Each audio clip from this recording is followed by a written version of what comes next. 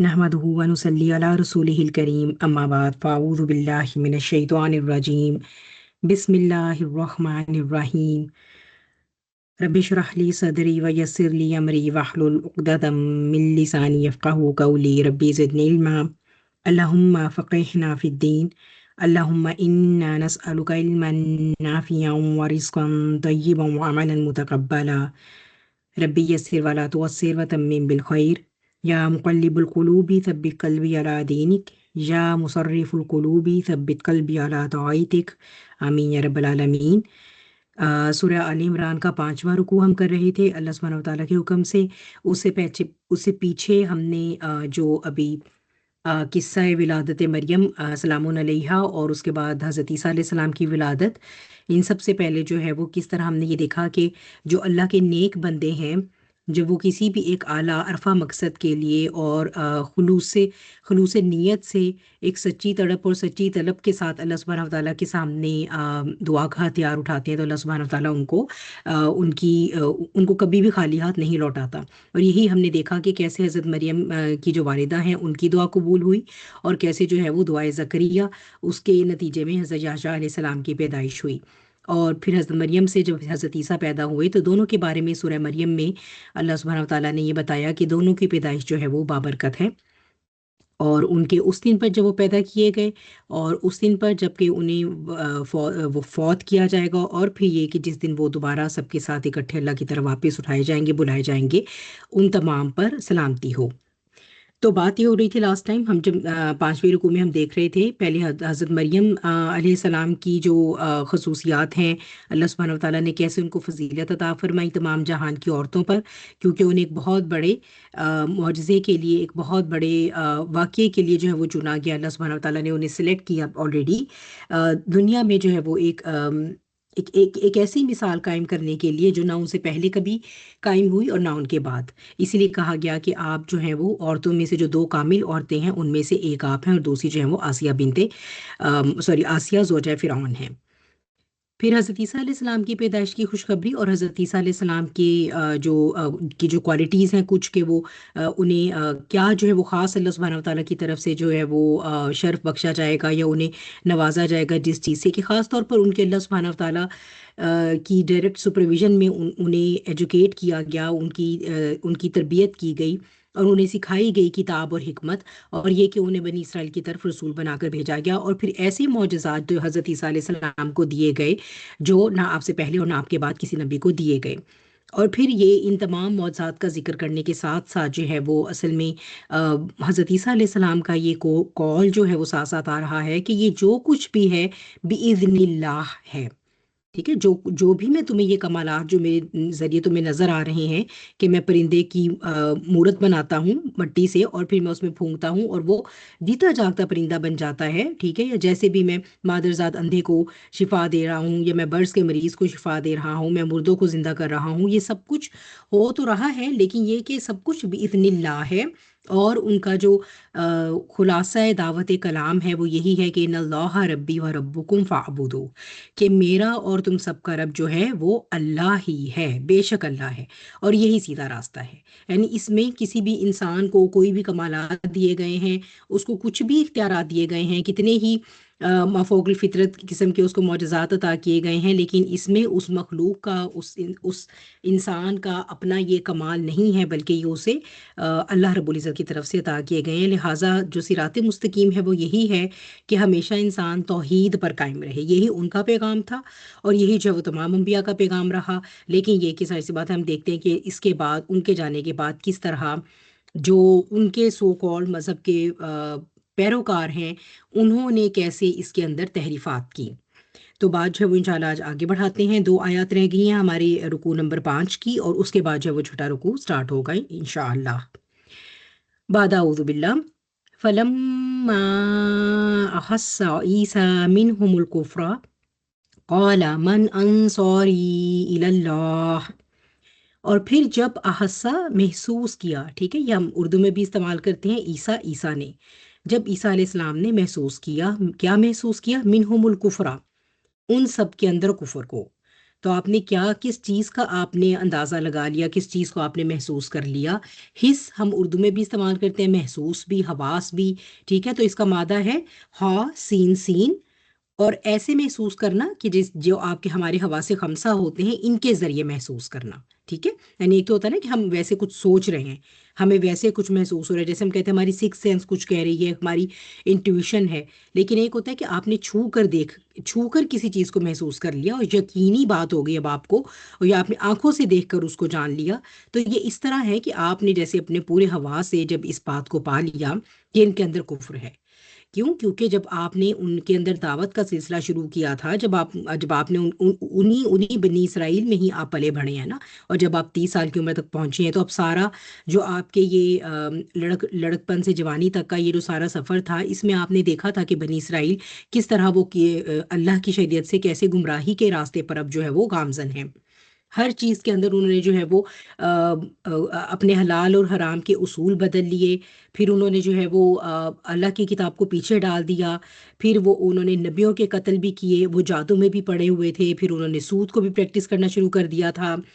پھر یہ کہ سبت کے دن کا کوئی احترام نہیں رہا۔ تو جو کچھ بھی ان کے آپ کہہ لیں کہ شریعت موسوی کے مین پوائنٹس تھے، وہ سارے وہ ان کے اگینسٹ آلریڈی وہ جا رہے تھے، اور سب سے زیادہ اس میں جو کرپٹ طبقہ تھا وہ تھا ان کا اسکالرس کا طبقہ۔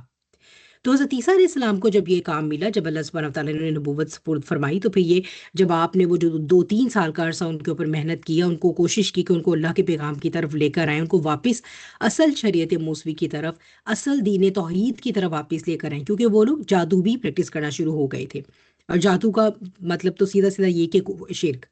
تو جب اب آپ نے ان کی یہ حرکتیں دیکھیں، اور اس کے بعد جب جس طرح سے وہ آپ کے اور حضرت یحییٰ کے در پہ ہو گئے، اور پھر جیسے حضرت یحییٰ کو تو انہوں نے قتل کروا کر ہی دم لیا، تو یہ آپ کو پھر اب اس بات کا احساس ہو گیا، یعنی ایک وقت آ جاتا ہے کہ ایک قوم پر اتمام حجت ہو جاتا ہے، اور پھر جو اس قوم کی روش ہوتی ہے اسے ثابت ہو جاتا ہے کہ مزید یہ اب اللہ کی ہدایت کی طرف ان کے لیے دلوں میں اب کوئی گنجائش نہیں رہی۔ تو اب جب انہوں نے دیکھا کہ حضرت یحییٰ کو بھی قتل کرنے کے بعد اب یہ مجھے بھی جو ہے وہ یہ راستے سے ہٹانا چاہتے ہیں، تو پھر آپ نے کیا فرمایا اس ٹائم پر؟ قالا، آپ نے کہا، من انصاری اللہ، کون میرا مددگار بنے گا اللہ کی طرف، یعنی اللہ کے راستے کی طرف،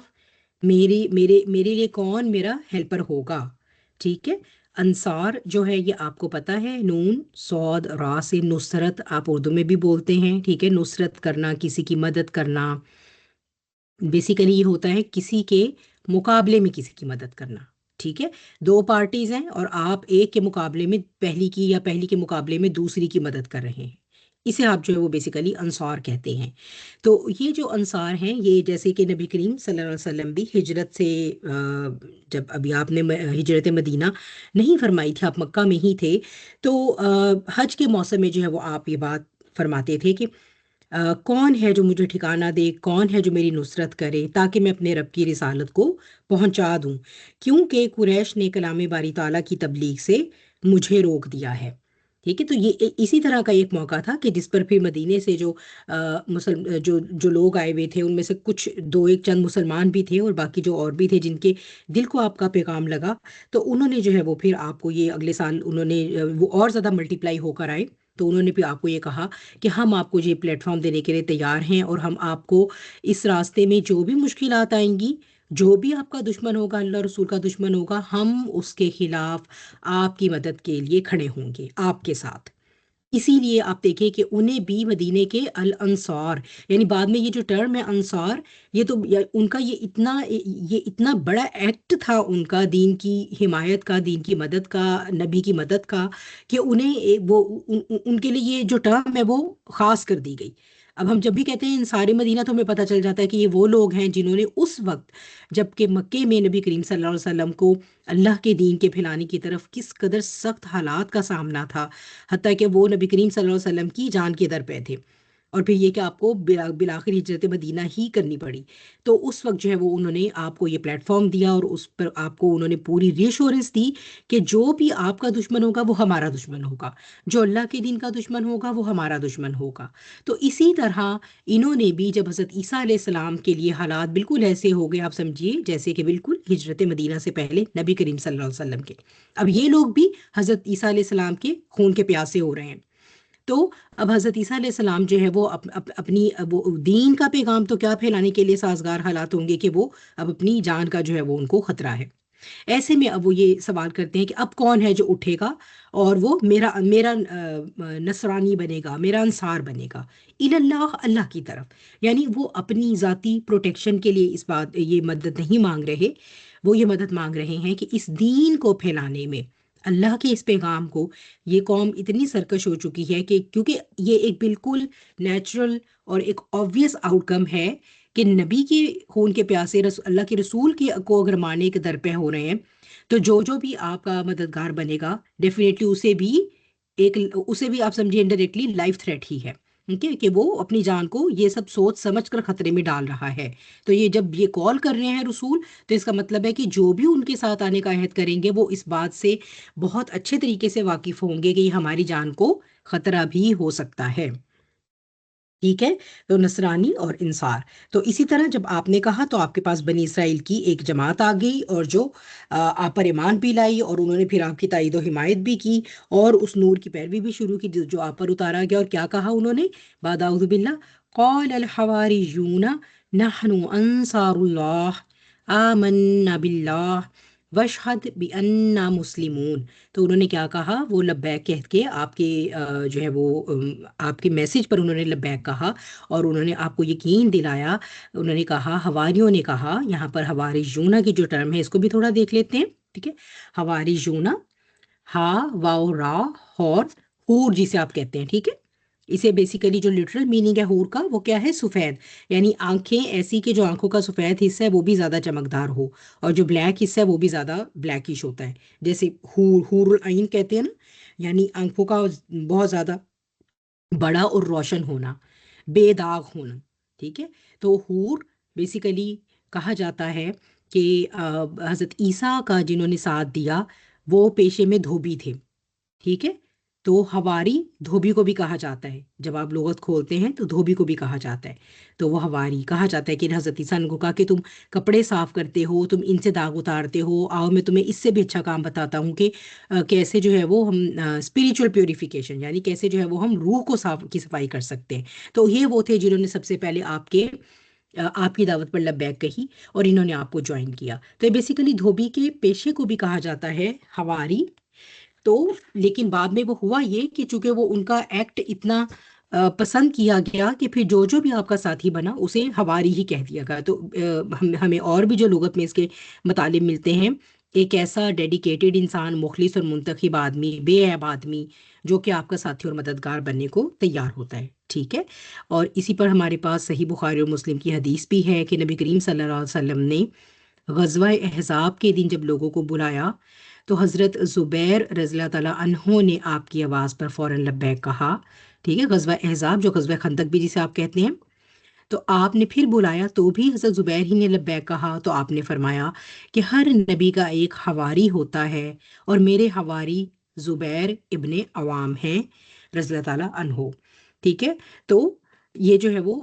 حواری بعد میں یہ ٹرم ہی پوری، یعنی تھے تو یہ دھوبی، لیکن بہرحال وہ جو بھی تھے، کہا جاتا ہے تقریباً کوئی 12 حواری تھے حضرت عیسیٰ کے. کچھ روایات میں 12 ہیں، کچھ میں 15 ہیں، کچھ میں 18 ہیں، لگ بھگ اتنے ہی ہیں. ٹھیک ہے. اسی کے اراؤنڈ فگر ہے. واللہ عالم بالصواب، اللہ تعالیٰ ایگزیکٹ جانتے ہیں، لیکن اتنے ہی حواری آپ کو ملے تھے. شروع میں وہ دھوبی کے پیشے سے جو بھی تعلق رکھتے تھے انہی کی نسبت سے بعد میں جو بھی جس نے بھی آ کر آپ کو جوائن کیا ان سب کو حواری کہا گیا. پھر حواری کا اپنا لٹرل میننگ لغت میں بھی مددگار کا بھی ہے، یعنی یہ سارے وہ تھے جن کا اللہ پر ایمان بے عیب تھا. اس طرح بھی آپ اس کو لے سکتے ہیں. ٹھیک ہے. تو معنوی انداز میں بھی، لٹرل میننگ میں بھی، ہر طرح سے حواری مطلب ایک ایسا بے عیب شخص جو ساتھی اور مددگار ہو. تو انہوں نے کہا کہ نحنو انصار اللہ، ہم ہیں اللہ کے انصار. تو آپ یہ دیکھیے کہ جب حضرت عیسیٰ جو ہیں وہ ان سے جب انہیں پکارتے ہیں یا جب وہ ایک کال فار ہیلپ ہے جس طرح سے بھی، تو وہ کہتے ہیں من انصاری، کہ میرا مددگار کون بنے گا؟ اور وہ آگے سے جب جواب دے رہے ہیں تو وہ کہہ رہے ہیں نحنو انصار اللہ، ہم اللہ کے انصار ہیں، ہم اللہ کے مددگار ہیں۔ ٹھیک ہے، تو یہاں سے جو ہے وہ کیا بات پتہ چلتی ہے؟ آپ بتائیے کیا بات پتہ چلتی ہے؟ حضرت عیسیٰ تو کہہ رہے ہیں کہ میرا کون مددگار ہوگا، اور وہ آگے سے کہہ رہے ہیں کہ ہم اللہ کے مددگار بنیں گے۔ ہاں جی،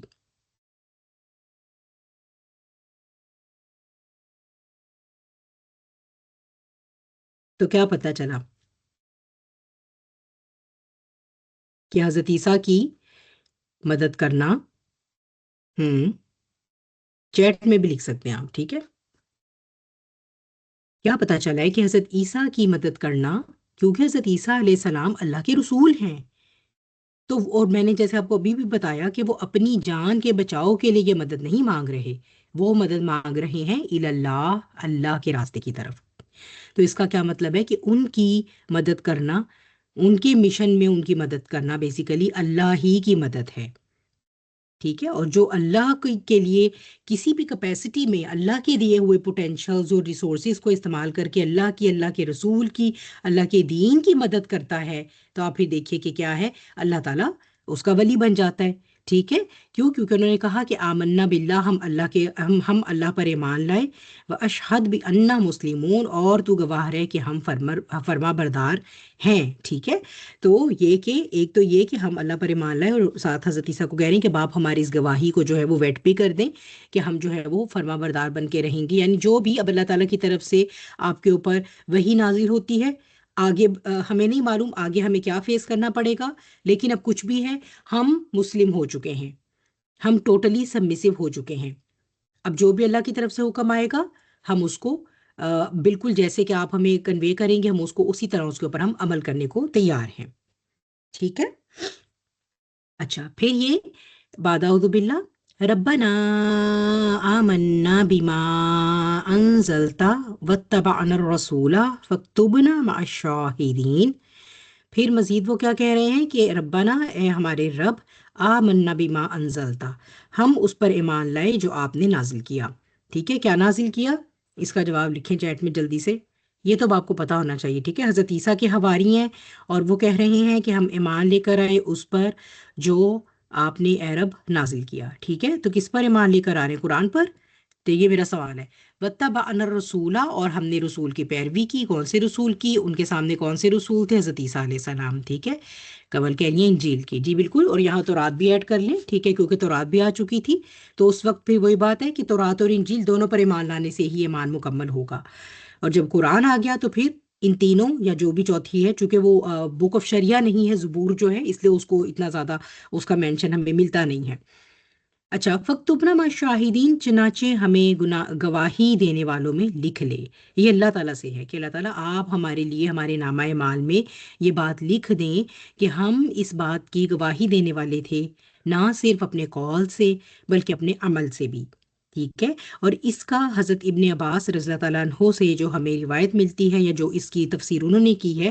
وہ یہ ان کا مطلب یہ ہے کہ ہمیں امت محمد صلی اللہ علیہ وسلم کے ساتھ لکھ دیں۔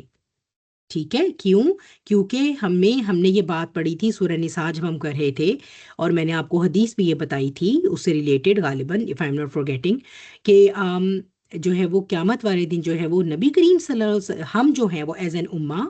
ہم ساری پچھلی امتوں پر گواہ ہوں گے، اور نبی کریم صلی اللہ علیہ وسلم ہم پر اور پچھلے تمام انبیاء اور امتوں پر گواہ ہوں گے قیامت والے دن۔ ٹھیک ہے، کیونکہ سب سے اینڈ پر اللہ تعالیٰ کا جو پیغام آیا ہے، اب اس پیغام کے جو فالوور ہیں،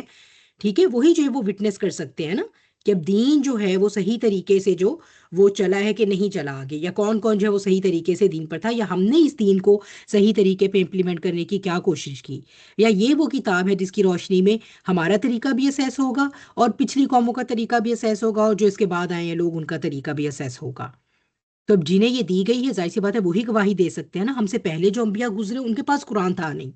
ٹھیک ہے، تو نبی آخر الزماں اور جو ان کی امت ہے وہ پچھلی امتوں پر گواہ ہوں گے، اور ہمارے نبی سب پر گواہ ہوں گے پھر۔ ٹھیک ہے، تو یہ جو یہاں پر حضرت ابن عباس کی تفسیر آ رہی ہے کہ وہ یہ کہہ رہے ہیں کہ ہمیں گواہی دینے والوں میں لکھ لیں، کا مطلب یہ ہے کہ ہمیں اسی امت کے ساتھ، یعنی انہی کے مال کے ساتھ آپ لکھ لیں، گویا وہ شریعت تو ابھی نہیں آئی، ٹھیک ہے، لیکن چونکہ حضرت عیسیٰ نے باقاعدہ ہم سورہ نساء میں پڑھ کر آئے احمد نام لے کر جو ہے وہ خوشخبری دی تھی، پیشن گوئی کی تھی، بتایا تھا کہ اللہ کے نبی آئیں گے احمد نام کے، اور میں تمہیں ان کی خوشخبری دیتا ہوں کہ احمد کے نام سے وہ آئیں گے۔ تو اسی لیے جو ہے وہ جو ان کے فالوورز ہیں انہیں تو معلوم ہے کہ ابھی آخری نبی آئیں گے اور ان کی امت بھی آئے گی اور ان پر اللہ کی آخری کتاب بھی اتاری جائے گی۔ تو ٹھیک ہے، جو جو بھی اللہ تعالیٰ کے دین پر ایمان لے کر آتا ہے، اللہ نے جتنے ہمیں پلرز آف فیتھ بتائے ہیں ان پر اسی طرح ایمان لاتا ہے جیسا کہ ایمان لانا چاہیے، اور پھر یہ کہ وہ اس کا گواہ بن جاتا ہے۔ گواہ بن جانے کا کیا مطلب ہے؟ اپنے عمل سے تصدیق کرتا ہے۔ مثال کے طور پر ایک مسلمان اس طرح سے زندگی جیے کہ کوئی نان مسلم اس کو دیکھ کر ایک دم پہچان لے کہ یہ تو مسلمان ہے، یہ ہوتا ہے گواہی دینا۔ ٹھیک ہے، تو اس میں کیا بات آ جائے گی؟ ہمارے ایکسٹرنل اور ہمارے انٹرنل تمام جو ہمارے آپ کہہ لیجئے کہ ریچولز ہیں، یا تمام جو ہمارے جو ہے وہ وہ جو ہماری ریپریزنٹیشنز ہیں، ٹھیک ہے، باہر سے بھی دیکھ کے ہمیں کوئی پہچانے ہمارے حالات ایسے ہوں، اور اندر سے بھی ہمارے اخلاق ایسے ہوں، ہمارے معاملات ایسے ہوں کہ ان کو لگے کہ واقعی یہ کوئی ایسے ہیں جو آم، کسی کسی کسی ریویلیشن کے فالوور ہیں، ٹھیک ہے، اتنے اعلیٰ اخلاق اور اتنے اعلیٰ کردار ہوں۔ تو پھر اس کا مطلب ہے کہ ہم باقاعدہ گواہ بن گئے اس کو، اور یہی ان کا مطلب تھا کہ ہم چونکہ یہ سب کچھ کر رہے ہیں تو ہمیں بھی آپ ان کے ساتھ لکھ لیجیے اسی طرح۔ آگے چلتے ہیں، بعد اعوذ باللہ، وَمَكَرُوا وَمَكَرَ اللَّهُ وَاللَّهُ خَيْرُ الْمَاكِرِينَ، اور انہوں نے مکر کیا اور تو اللہ تعالیٰ نے بھی تدبیر کی، اور اللہ نے بھی تدبیر کی، پھر اللہ تعالیٰ تو سب سے زیادہ بہتر تدبیر کرنے والا ہے۔ ٹھیک ہے، تو یہاں پر جب انہوں نے مکر کیا، اب یہ بات ہو رہی ہے بنی اسرائیل کی جو کہ انکار کر چکے ہیں۔ کیا مکر کر رہے تھے بنی اسرائیل؟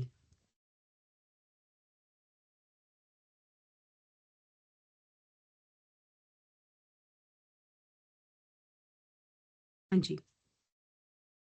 چیٹ میں بھی آپ لکھ سکتے ہیں۔ بظاہر ہاں، جی جی، بظاہر ساتھ تھے لیکن مطلب ساتھ نہیں تھے، انفیکٹ اپنی منمانی جو کرتے تھے، اور بظاہر وہ کرتے تھے کہ ہم آپ کے ساتھ ہیں۔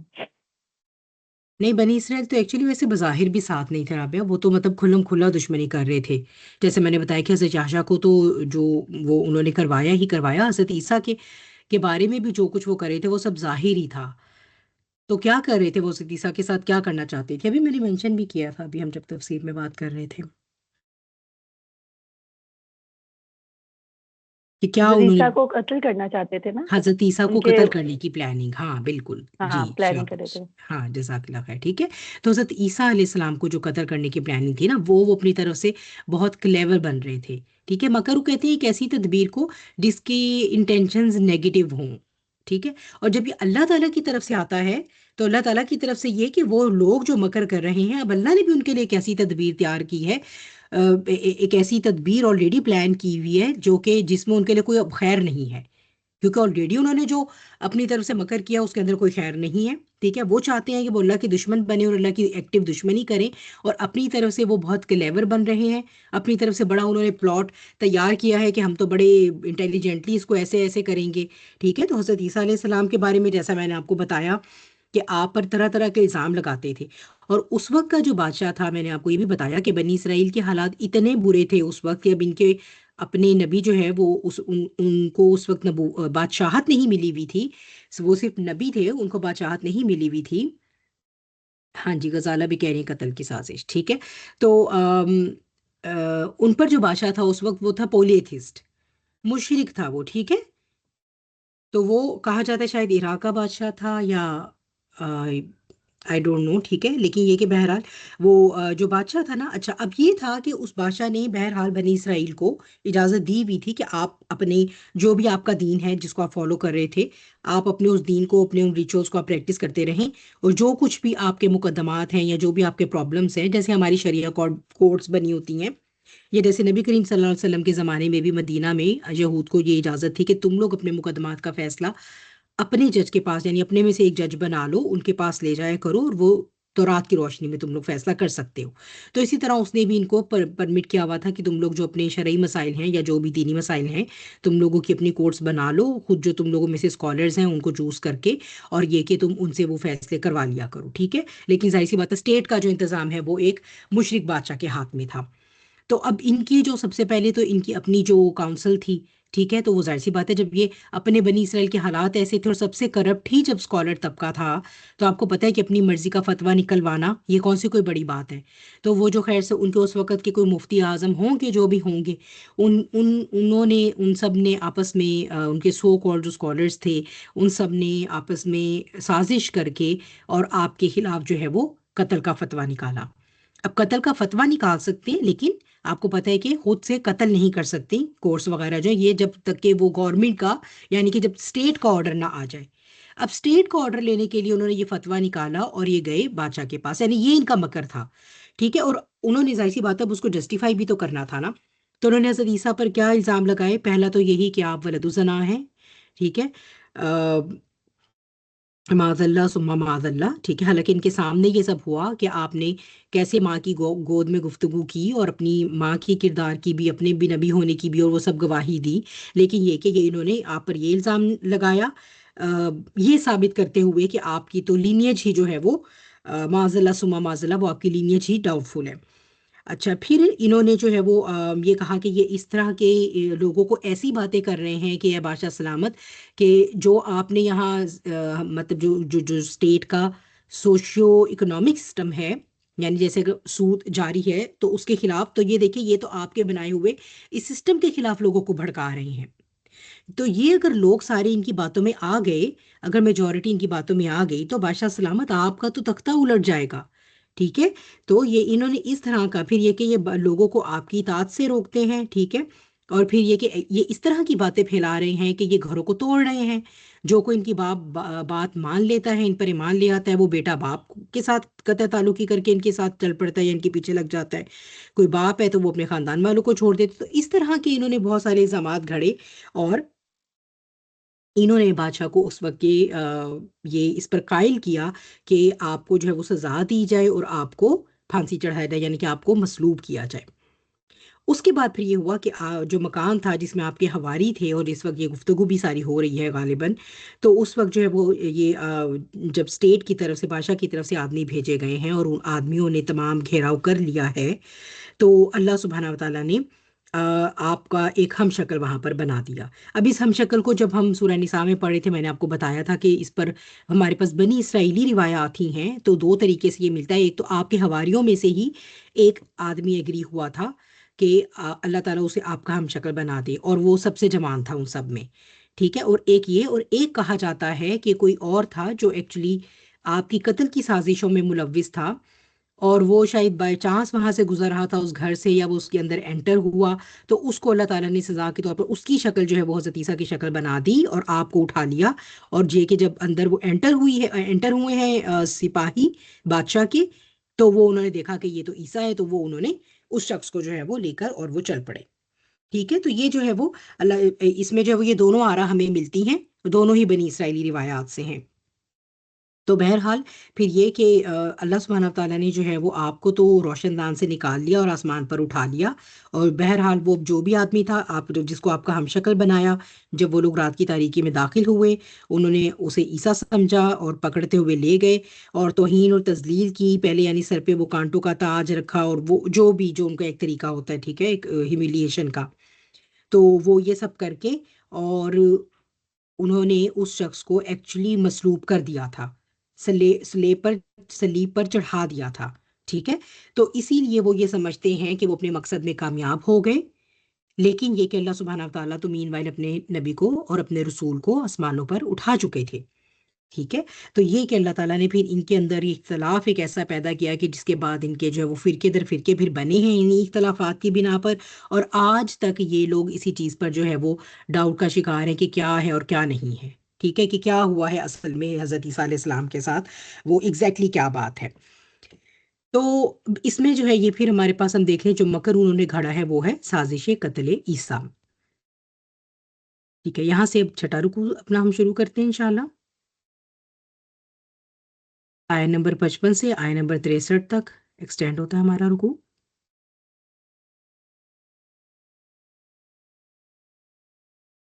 بعد اعوذ باللہ. اذ قال اللہ या ईसा इन्नी मुतवफ़्फ़ीका व राफ़िउका इलैया व मुतahhiरुका मिनल्लज़ीना कफ़रू व मुतahhiरुका मिनल्लज़ीना कफ़रू व जाइलुल्लज़ीना इत्तबऊका फ़ौक़ल्लज़ीना कफ़रू इला यौमिल क़ियामह। इज़ क़ाल अल्लाहु, और जब अल्लाह ने कहा, क्या कहा, या ईसा, ए ईसा अलैहिस्सलाम, इन्नी मुतवफ़्फ़ीका, बेशक मैं आपको फौत करने वाला हूँ। ठीक है, मुतवफ़्फ़ीका, इसलिए मैंने इसको रेड सर्कल किया है क्योंकि यहाँ ये कॉन्सेप्ट बहुत इंपॉर्टेंट है समझ लेना, और इसको वंस एंड फॉर ऑल अपने दिमाग में क्लियर कर लेना, क्योंकि यही वो कॉन्सेप्ट है जिसको लेकर तरह तरह के फितने जो है वो निकाले गए हैं। ठीक है, तो हमारे पास ऑल ओवर जो ये आयात आ रही हैं, ये हज़रत ईसा अलैहिस्सलाम का रफ़ा समावी और जो उसके अंदर इख्तलाफात पैदा हुए हैं, वो उनकी मुख्तलिफ फॉर्म्स जो हैं उनको डिस्कस करने के लिए यहाँ पर ये। तो मुतवफ़्फ़ी का जो है ये इसका रूट वर्ड है वाओ फा या से, और ये हमारे पास 4 अबवाब से आता है। इसका वैसे मतलब ये है, 2 अबवाब से आता है तो इसका मतलब होता है पूरे का पूरा ले लेना, मुकम्मल अपने कब्जे में ले लेना। ठीक है, और 2 से आता है तो ये इसका मतलब होता है पूरा पूरा दे देना। ठीक है, ये जो फौत होने का कॉन्सेप्ट है, फौत इसी से निकला है, वह जो वर्ड हमने अपना उर्दू में बनाया हुआ है। ठीक है, जो फौत होने का कॉन्सेप्ट भी है ना, वो यही है, चूंकि अल्लाह सुब्हानहू व तआला हमारी रूह को ले लेते हैं, जिस्म ज़मीन पर रह जाता है। ठीक है, शऊर जो है वो चेंज हो जाता है बरज़ख में जाके। अल्लाह जाने कैसा होता है, हम उसके बारे में 100% कुछ नहीं कह सकते, गायब के मामलात हैं। ठीक है, लेकिन अगर हम अहादीस पढ़े तो लगता है कुछ ऐसा है कि कुछ ज़्यादा ही हो जाता है, क्योंकि सब कुछ नज़र आ रहा है, गायब में भी और बहुत कुछ नज़र आ रहा है। बहरहाल वो एक डिफरेंट लेवल ऑफ कॉन्शियसनेस होता है। ठीक है, लेकिन ये कि रूह अल्लाह की तरफ चली जाती है। तो फौत होने का मतलब होता है फौत करना, पूरा का पूरा ले लेना। ये बेसिकली हमारे पास जो हम इसको पॉइंट बनाकर यहाँ पर वो लोग जो आप कह लीजिए कि अब कादियानी हैं, क्योंकि कादियानी जो हैं ये हज़रत ईसा अलैहिस्सलाम का भी इनकार करते हैं, यानी उनके आसमान पर जिंदा उठाए जाने का भी इनकार करते हैं, और उनके दोबारा वापस आने का भी इनकार करते हैं, क्योंकि ये तो यही कहते हैं ना कि जो इनका नबी है, जो इनका ये मिर्ज़ा गुलाम कादियानी लईन है, असल में वही ईसा था। तो बस अब वो आ गया है, तो ये तो कोई ईसा नहीं है, वो तो फौत कर दिए गए थे। ठीक है, वो तो मिट्टी में मिट्टी मिल गई जैसे बाकी इंसान हो गए, तो फिर अब उनके आने की कौन सी जो है वो कोई गुंजाइश ही नहीं रह गई। और फिर वो इस तरह के वर्ड्स पकड़ते हैं और यहाँ से वो अपने फितनों को बैक करते हैं। फिर अगर यहाँ पर आप देखिए तो जो यहूद थे वो भी यही कहते थे, वो यही कहते थे कि हमने तो जिस शख्स को उस पर सुलेब पर चढ़ाया है, जिस शख्स को हमने मसलूब किया है, फिर उसको सूली चढ़ाया है, उसको हमने ज़मीन में फिर उसके बाद उसको दफना दिया क्योंकि वो तो मर गया। तो वो भी यही कहते हैं, वो भी यही हज़रत ईसा के बारे में जो है वो ये रखते हैं। फिर अगर हम फितना इनकारी हदीस वालों को देखें, चूँकि वो उन्होंने अपने मगरबी आकाओं की, या अपने कह लीजिए तागूती और अपने सेहूनी आकाओं की खुशनुदी के लिए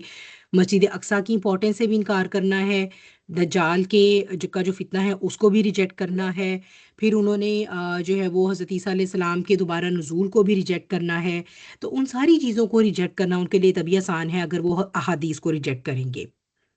ठीक है, तो ये जो है वो भी इस चीज़ को यहाँ से, तो यहाँ इसीलिए इस लफ्ज़ का मतलब समझ लेना वंस एंड फॉर ऑल हमारे अकीदे के लिए बहुत इंपॉर्टेंट है। तो बेसिकली वफ़ात का क्या मतलब है? वफ़ात का मतलब है पूरा का पूरा ले लेना। ये जो रूह कब्ज़ करना है वो इसका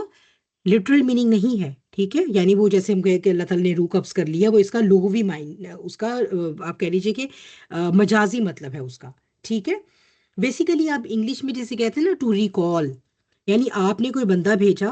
ठीक है, और एक खास मुद्दत के बाद आप और उसको आपने किसी मनसब पर वहां पर फाइज किया किसी इलाके में,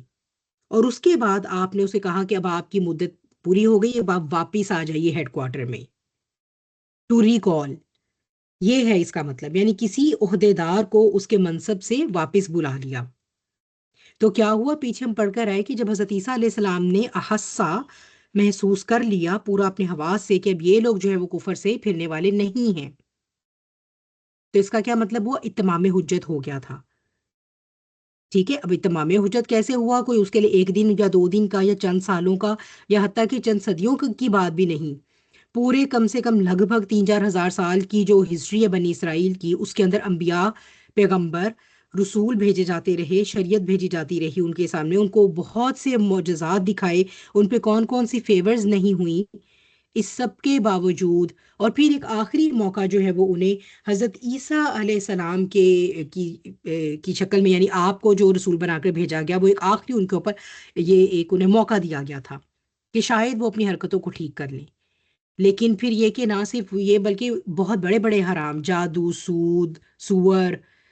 سب کے احکامات کی خلاف ورزی اینڈ واٹ ناٹ،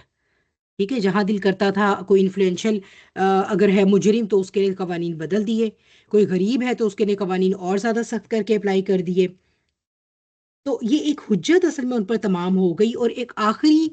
جو اس میں کیل تھا وہ اس تابوت میں، وہ انہوں نے حضرت یحییٰ کے قتل، اور پھر یہ کہ حضرت عیسیٰ علیہ السلام کے بارے میں جو انہوں نے مکر کیا، یہ ایک آخری کیل تھا ان کے تابوت میں۔ اس کے بعد بنی اسرائیل کے اندر اصلاح کی گنجائش کی کوئی باریک سی رمق بھی باقی نہیں رہی، مکمل اللہ سبحانہ تعالیٰ کی طرف سے یہ اتمام حجت ہو گیا۔ اور اب یہ کہ انہوں نے باقاعدہ اپنی اس پوری موومنٹ سے یہ ثابت کیا کہ ہم کھلم کھلا، ویسے تو اللہ کے ماننے والے ہیں، ٹھیک ہے، ویسے اللہ کے ماننے والے ہیں، لیکن انہوں نے ظاہراً بھی اور انہوں نے چھپ کر بھی جس طرح بھی ہو سکتا تھا اللہ کے دین کی مدد کرنے والوں کی پیٹھ میں خنجر ہی گھونپا، ٹھیک۔ تو یعنی اب یہ کہ اتمام حجت ہو چکا، اب ان کے اوپر جو ہے وہ اس طرح کا مزید ان کو کچھ بھی سمجھانے کے لیے ان کے اوپر مزید قوت، یعنی مزید انرجی اور ٹائم اب اس قوم پر لگانا جو ہے وہ بالکل ویسٹ ہے۔ تو اللہ سبحانہ تعالیٰ نے اب اپنے پیغمبر کو ریکال کرنے کا اعلان کیا، فیصلہ کیا، اور کیا کہا، متوفی کا میں آپ کو پورا کا پورا لے لوں گا، ٹھیک ہے۔ اچھا، اب اس میں یہ ہے کہ متوفی کا، جیسے میں آپ کو اس کا یوزیج بھی تھوڑا سا اور بھی بتا دیتی ہوں، قرآن میں ہی ہے، سورہ الانعام میں بھی، کہ انی متوفی کا ورافیو کا الیہ، یعنی وہی ہے جو رات کو تمہاری روح قبض کر لیتا ہے اور اسے اپنی طرف بلاتا ہے، ٹھیک ہے۔ یعنی یہ کہ اللہ تعالیٰ یہ جو ہماری نیند ہے، نیند کو بھی موت کی چھوٹی بہن کہا گیا ہے نا، تو کیا ہوتا ہے نیند میں اللہ تعالیٰ کس چیز کو لے لیتا ہے ہم سے؟ ہماری روح کو اور ہمارے شعور کو بھی۔ ہم اپنے سب کانشیس پہ اس وقت ہوتے ہیں جب بھی ہمیں خواب نظر آتے ہیں، ٹھیک ہے، ہم اپنے شعور کے لیول پر نہیں ہوتے، ہم تحت شعور پہ یا ایون اس سے بھی نیچے سب کانشیس میں چلے جاتے ہیں، ٹھیک ہے۔ تو یہ جو ہے وہ ہماری روح کو لینا، تو دیکھا جائے تو اگر ہم دیکھیں تو یہ جو متوفی ہے، یہ اگر اپنے معنی میں پوری طرح امپلیمنٹ ہوا ہے کسی پر تو وہ حضرت عیسیٰ ہیں، کیونکہ حضرت عیسیٰ علیہ السلام کو اللہ سبحانہ و تعالیٰ نہ صرف ان کی روح کو بلکہ ان کو ان کے شعور اور ان کے مادی جسم کے ساتھ اللہ تعالیٰ نے ان کو پورا کا پورا اپنی طرف لیا ہے، ٹھیک ہے۔ تو اگر آپ اس کو خالی فوت پڑھیں گے تو یہاں سے اس گمراہی میں پڑھنا بڑا آسان ہو جائے گا، جس میں ایون آپ کو یہ کرسچنس جو ہیں وہ بھی تو یہی کہتے ہیں کہ آپ کو ڈیتھ دے دی گئی تھی، وہ بھی یہی مانتے ہیں کہ آپ کو سولی پر چڑھا دیا گیا تھا، لیکن پھر وہ یہ کہتے ہیں کہ آپ زندہ ہو گئے تھے دوبارہ، ٹھیک ہے۔ تو اس طرح کیا ہوگا، ایک غلط عقیدے کی طرف جانے کے بہت سارے راستے کھل جاتے ہیں۔ تو متوفی کا میں نے آپ کو بتایا کہ واؤ فا جا کا یہ روٹ ورڈ دو ابواب سے آتا ہے، تو اس کا مطلب ہوتا ہے پورا کا پورا لے لینا، اور دو ابواب سے آتا ہے تو اس کا مطلب ہوتا ہے پورا پورا دے دینا، ٹھیک ہے۔ اور یہاں ہے کہ میں آپ کو پورا کا پورا لے لوں گا، پورا لینے والا ہوں، یعنی ان کے لیے یہ اعلان کر دیا گیا کہ آپ جو ہے وہ اب آپ کا یہاں پر کام ختم، اس قوم کے اندر اصلاح کی کوئی گنجائش نہیں، اتمام حجت ہو چکا۔ اب یہ کہ اب آپ جو ہے وہ ریڈی ہو جائیے، آپ کو آپ کی فزیکل، اسپریچول اور کانشیس ہر طرح کی بینگ کے ساتھ جو ہے وہ اللہ سبحانہ تعالیٰ کی طرف واپس لے کر جانے کا ٹائم ہو گیا ہے۔ وَرَافِعُ کا الیہ، اور اپنی طرف اٹھا لوں گا،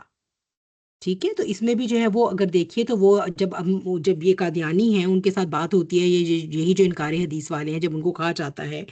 کہ چلو متوفی کا تو یہ ہو گیا، تو رافیو کا الیہ کا پھر کیا مطلب ہے، پھر کیسے ان کو اٹھایا کیسے پھر اللہ تعالیٰ نے؟ تو وہ کہتے ہیں نہیں، دیکھیں اس کا مطلب ہے، کیونکہ رافیو رفع سے ہے، رافع عین، سورہ نساء میں تفصیل سے کیا تھا ہم نے،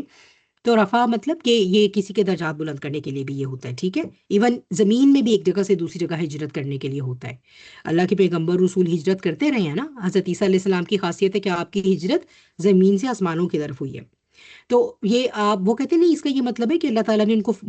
موت دے دی، انہیں فوت کر دیا اور ان کے درجات بلند کیے۔ تو یہ آپ دیکھیے کہ یہ وہ پوائنٹس ہوتے ہیں جہاں پر پھر آپ کو گرامر کی اور لنگوسٹکس کی جو آپ کہہ لیجیے کہ ڈیپتھ ہے نا، وہاں وہ پھر کام آتی ہے یہ ان سارے بد عقیدوں کو، بد عقائدگی کو ہینڈل کرنے کے لیے۔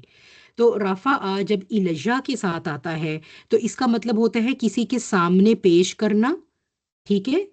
یا اس کے سامنے یعنی فزیکلی اس چیز کو پیش کرنا، اس کے سامنے اس کو یعنی اٹھا کر اپنے پاس اپنے سامنے لے آنا، یہ مطلب ہوتا ہے اس کا الہ کے ساتھ جب یہ آتا ہے، یہ جو ورڈ ہے اس کے ساتھ جب آئے گا، یہ ڈفرینٹ کے ساتھ آتا ہے، رفع لی کے ساتھ بھی آتا ہے حرف کے ساتھ، رفع اعلیٰ کے ساتھ بھی آتا ہے۔ تو جب رفع اعلیٰ کے ساتھ آتا ہے تو اس کا مطلب ہوتا ہے کہ درجات بلند کرنا، ٹھیک ہے، جب یہ اعلیٰ کے ساتھ آتا ہے تو ہوتا ہے درجات بلند کرنا، لیکن یہاں یہ الہ کے ساتھ آیا ہے، اور یہی ہے اللہ سبحانہ وتعالیٰ کے کلام کی خوبصورتی ہے کہ اللہ سبحانہ وتعالیٰ دو حروف میں پورا مقصد یا پورے عقیدے کی اصلاح ہو جاتی ہے، اور باقی جو بد عقیدے ہیں ان کے راستے بند ختم ہو جاتے ہیں، بند کر دیے جاتے ہیں، لیکن اگر یہ کہ کوئی غور و فکر کرے تو ٹھیک ہے۔ تو اس یہاں سے میں آپ کو سورہ نساء سے بھی جو ہے وہ آپ کو وہ آیت کراس ریفرنس کے طور پہ یاد کروا دیتی ہوں، ویسے تو ہم نے اس کو ڈیٹیل میں ہم اسے کر چکے ہیں کہ ان کے کفر کے سبب اور مریم پر ایک بہتان عظیم باندھنے کے سبب، یعنی اللہ تعالیٰ نے کیا کیا تھا، ان پر لعنت کی تھی، اور یہ کہنے کے سبب کہ ہم نے مسیح عیسیٰ ابن مریم کو قتل کر دیا ہے، حالانکہ انہوں نے عیسیٰ کو قتل نہیں کیا اور نہ انہیں سولی پر چڑھایا، بلکہ ان کو شبہے میں ڈال دیا گیا، ٹھیک ہے۔ اب یہاں آپ دیکھیے کہ سورہ نساء میں تو اللہ سبحانہ وتعالیٰ نے دونوں فینومناز کو باقاعدہ نام لے کر ان کو بالکل ریجیکٹ کر دیا، یعنی نہ تو وہ مصلوب ہوئے، سولی پر چڑھے، اور نہ ہی وہ قتل کیے گئے ہیں۔ اور آپ یہ دیکھیے کہ جہاں پر جسے ہم سمجھتے ہیں، جسے ہم کہتے ہیں نا مر جانا،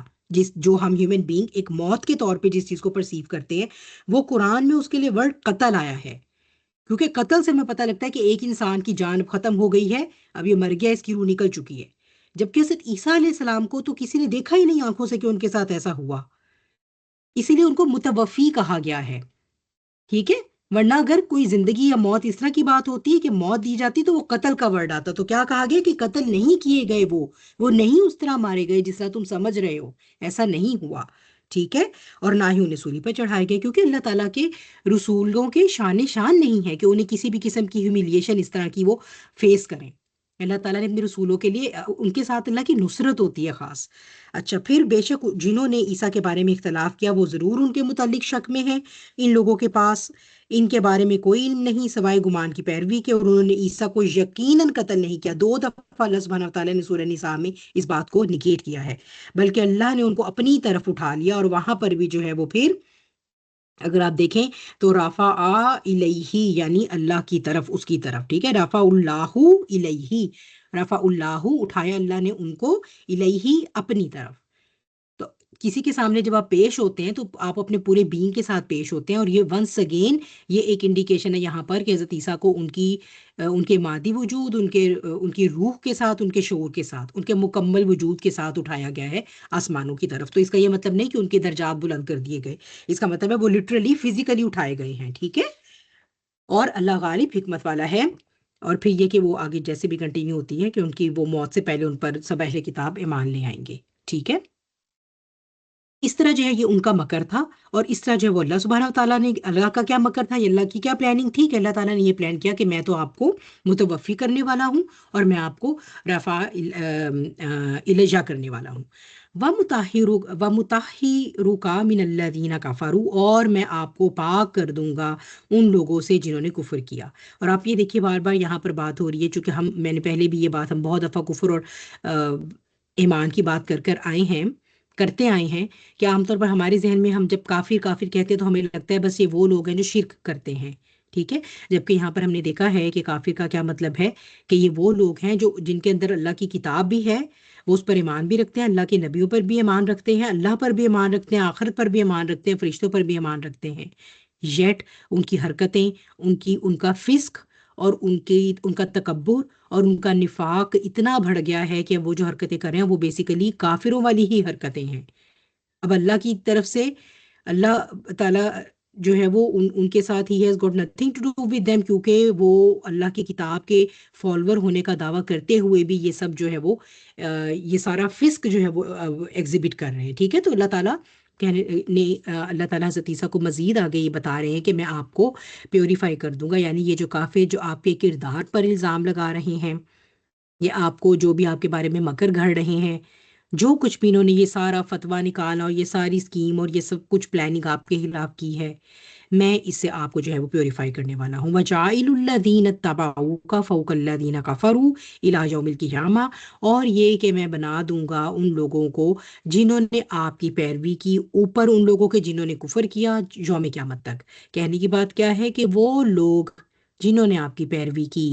یا جو آگے بھی پیروی کریں گے سبھی، ٹھیک ہے، ان کو فوقیت دی جائے گی، ان کو غلبہ دے دیا جائے گا ان لوگوں پر جنہوں نے کفر کیا. اور یہ اللہ کا اصول جو ہے الہ یوم القیامتی، یہ اصول اللہ سبحانہ وتعالیٰ کا قائم رہے گا. ٹھیک ہے، تو یہاں پر اس وقت تو حضرت عیسیٰ علیہ السلام کے جو حواری ہیں ان کے ساتھ یہ ان کی بات ہو رہی ہے. ٹھیک ہے، لیکن جو بھی بعد میں آئے گا، جو بھی امت مسلمہ کا حصہ بنے گا، ٹھیک ہے، وہ جو ہے وہ ان کو اللہ تعالیٰ غلبہ دے کے رکھیں گے ایز لانگ ایز وہ صحیح دین پر عمل کرتے رہیں گے، تو انہیں اللہ تعالیٰ کافروں پر غلبہ دیں گے. ٹھیک، چونکہ آپ کو میں نے بتایا تھا حضرت عیسیٰ علیہ السلام کے 12 حوالے، اور آپ کے جانے کے بعد کافی سالوں تک جو ہے وہ آپ کے جو فالوورز تھے وہ نصارہ کہلاتے تھے. قرآن بھی ان کو نصارہ کہتا ہے. یہ وہ لوگ تھے جنہوں نے شرک نہیں کیا تھا، اس لیے قرآن ان کو عیسائی نہیں کہتا. عیسائی تو وہ ہو گئے نا جو پال کو فالو کرتے ہیں، جو ٹرینٹی کو فالو کرتے ہیں، یا حضرت عیسیٰ کے بارے میں الوہیت کا عقیدہ رکھتے ہیں، یا حضرت عیسیٰ کے بارے میں جو بھی خدا کا بیٹا ہونا یا جو کچھ بھی ان کی وہ ہے، ٹھیک ہے، وہ اس کے اوپر وہ بلیو کرتے ہیں. لیکن کافی سالوں کے بعد جو ہے تو نصارہ وہ رہے جو کہ آپ کے حواری تھے، جو توحید پر رہے. لیکن میں نے آپ کو بتایا تھا کہ پال نے تقریباً لگ بھگ 200-250 سال کے بعد جو ہے وہ اس کے اندر شرک انٹر کیا، اور اس نے کہا کہ مجھے خداوند کی طرف سے آواز آئی ہے جبکہ میں جا رہا تھا کہ تم میرا مشن آگے لے کے چلو، یہ کہ میں تو خدا کا بیٹا ہوں یا جو کچھ بھی. ٹھیک ہے، تو وہ جب اس نے یہ پال والا ایک مذہب بیچ میں کریٹ کیا تو تب سے جو ہے یہ شرک آ گیا. ٹھیک ہے، تو اب اس میں جو ہے وہ حضرت عیسیٰ علیہ السلام کو جو ٹرولی آپ کے ساتھ آپ کو اللہ کا بندہ، اللہ کا رسول مانتے رہے، وہ پھر بہت کم پاپولیشن ہو گئی تھی. کیونکہ بعد میں یہ جو شرک والی عیسائیت آپ کہہ لیجیے، شرک والا دین ہے، یہ زیادہ فلرش کر گیا تھا. ٹھیک ہے، کیونکہ یہ میں نے آپ کو بتایا تھا تب بھی کہ یونان کی جو سلطنت ہوتی تھی اس وقت، ٹھیک ہے، رومن جو امپائر تھی اس کا بادشاہ تھا کانسٹینٹین. ٹھیک ہے، کانسٹینٹینوپل جو آج کا قسطنطنیہ اس وقت کا اور آج کا جو استنبول ہے، یہ اس کا دارالحکومت تھا رومن امپائر کا. ٹھیک ہے، اس میں یہ جتنی بھی سرزمین شام اور یہ یورپ کا علاقہ ہی آتا تھا، یہ بہت بڑی سلطنت ہوتی تھی، مائٹی. ٹھیک ہے، سلطنت شام بھی جو بعد میں اس کے جو وہ رولر رہے ہیں، یہ جو کیسر و کسرا. ٹھیک ہے، تو یہ پہلے یونان کا کوئی فلسفی تھا، ان کا جو بادشاہ تھا وہ، اس نے پھر بعد میں عیسائیت کو اڈاپٹ کر لیا تھا. کیونکہ اس نے دیکھا تھا کہ یہ جو پال کی عیسائیت ہے، اسے تو نہیں پتا تھا کہ صحیح کیا دین ہے، لیکن اس نے دیکھا تھا کہ جو زیادہ تر لوگ ہیں میری اسٹیٹ کے وہ اس دین کی طرف جھکاؤ رکھتے ہیں. تو اس نے پھر جب یہ عیسائیت کو اڈاپٹ کر لیا، تو جب بھی پھر میں نے آپ کو بتایا تھا کہ یہ سارا وہ دور تھا جب یہودیوں کا ڈائسپورا ہوا، اور یہ ان پر بہت زیادہ ذلت کا دور رہا ہے، کیونکہ یہ سارا جو ڈارک ایجز آف یورپ تھے اس میں ان کے اوپر بہت زیادہ ظلم ہوتا رہا ہے. ٹھیک ہے، انہیں الاؤڈ نہیں تھا نہ یروشلم میں انٹر ہونا، بیت المقدس میں آنا، نہ ہی یورپ میں جہاں جہاں بھی رومن امپائر تھی وہاں پر ان کو بہت زیادہ پرسیکیوشن کا سامنا کرنا پڑتا تھا. تو یہ کہ بہرحال اس نے یہ کہا کہ میں عیسائیت کو جو ہے وہ as a state religion opt کروں گا. ٹھیک ہے، اور پھر یہ کہ وہ جو بھی اس کے اندر وہ پال نے اس کو گھڑ کے مزید عقائد وغیرہ بتائے، تو وہ تقریباً کوئی، میں نے آپ کو پہلے بھی بتایا تھا کہ 2-3 ان کی کانفرنسز بھی ہوئیں، اس کے نتیجے میں عیسائیوں کے مزید فرقے بھی وجود میں آئے. تو بہرحال اس نے تقریباً جو ہے وہ کافی سارے جو ہے وہ اس نے ان کو چرچز بھی بنا کر دیے. کہا جاتا ہے کہ 12,000 کے قریب چرچز تھے. ٹھیک ہے، وہ کچھ جو ہے وہ کوئی ایک فرقے کے فالوور کے ہیں، کچھ دوسرے فرقے کے فالوور ہیں، لیکن مین جو ڈومینیٹنگ جو تھا ان کے اندر وہ تھی کیتھولک کرسچینٹی.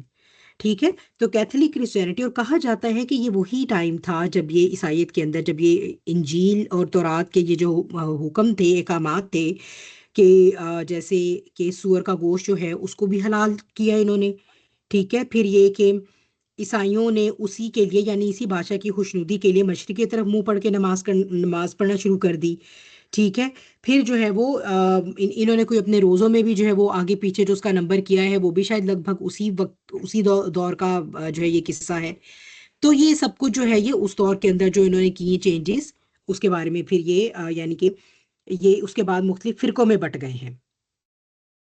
تو اب یہ ہے کہ بہرحال اگر ہم دیکھیں تو اس وقت بھی یہ جو عیسائیت ہے یہ ڈومینیٹ ہو گئی، کیونکہ رومن امپائر نے عیسائیت کو آپٹ کر لیا، یہودی پرسیکیوشن میں چلے گئے، ٹھیک ہے، کیونکہ یہودی وہ تھے جنہوں نے حضرت عیسیٰ کی مخالفت کی تھی، اور بہرحال نصارہ وہ تھے جنہوں نے آپ کی حمایت کی تھی۔ اس کے بعد دین کی شکل تو بگڑ گئی، لیکن بہرحال عیسائیت وہی تھے جو اپنے آپ کو حضرت عیسیٰ سے ریلیٹ کرتے تھے۔ اور پھر اگر ہم دیکھیں اس کے بعد تو نبی کریم صلی اللہ علیہ وسلم جب مبعوث فرمائے گئے ہیں، تو اب حضرت عیسیٰ کے وہ کون لوگ ہیں جنہوں نے حضرت عیسیٰ کی پیروی کی؟ ڈیفینیٹلی، کیونکہ حضرت عیسیٰ یہ فرما کر گئے تھے میرے بعد آخری نبی آئیں گے، تو حضرت عیسیٰ کی پیروی کرنے صحیح پیروی کا مطلب یہی ہے کہ وہ جس نبی کی وہ ہمیں خوشخبری دے کر گئے یا ان کے آنے کی پیشن گوئی کر کے گئے، ہم ان پر ایمان لے کر آئیں اور ان پر اتاری گئی کتاب پر ایمان لائیں اور ان کی شریعت پر ایمان لائیں۔ اب جو صحیح عیسیٰ کا فالوور ہے وہ بیسیکلی وہ ہے جو قرآن پر، نبی کریم صلی اللہ علیہ وسلم کے کی آخری نبی ہونے پر، آپ کے نبوت اور رسالت پر اور اس شریعت پر ایمان رکھتا ہے، ٹھیک ہے۔ تو اور بالکل باقی جیسے بھی ہمارے پاس پلرز آف فیتھ ہیں ان کو اسی طرح سے جو ہے وہ فالو کرتا ہے۔ تو ہم دیکھتے ہیں کہ نبی کریم صلی اللہ علیہ وسلم کے زمانے میں ہی جو ہے وہ فتوحات کا سلسلہ شروع ہوا، اور اس کے بعد پھر ہم دیکھتے ہیں کہ صحابہ کرام خلفائے راشدین کے زمانے میں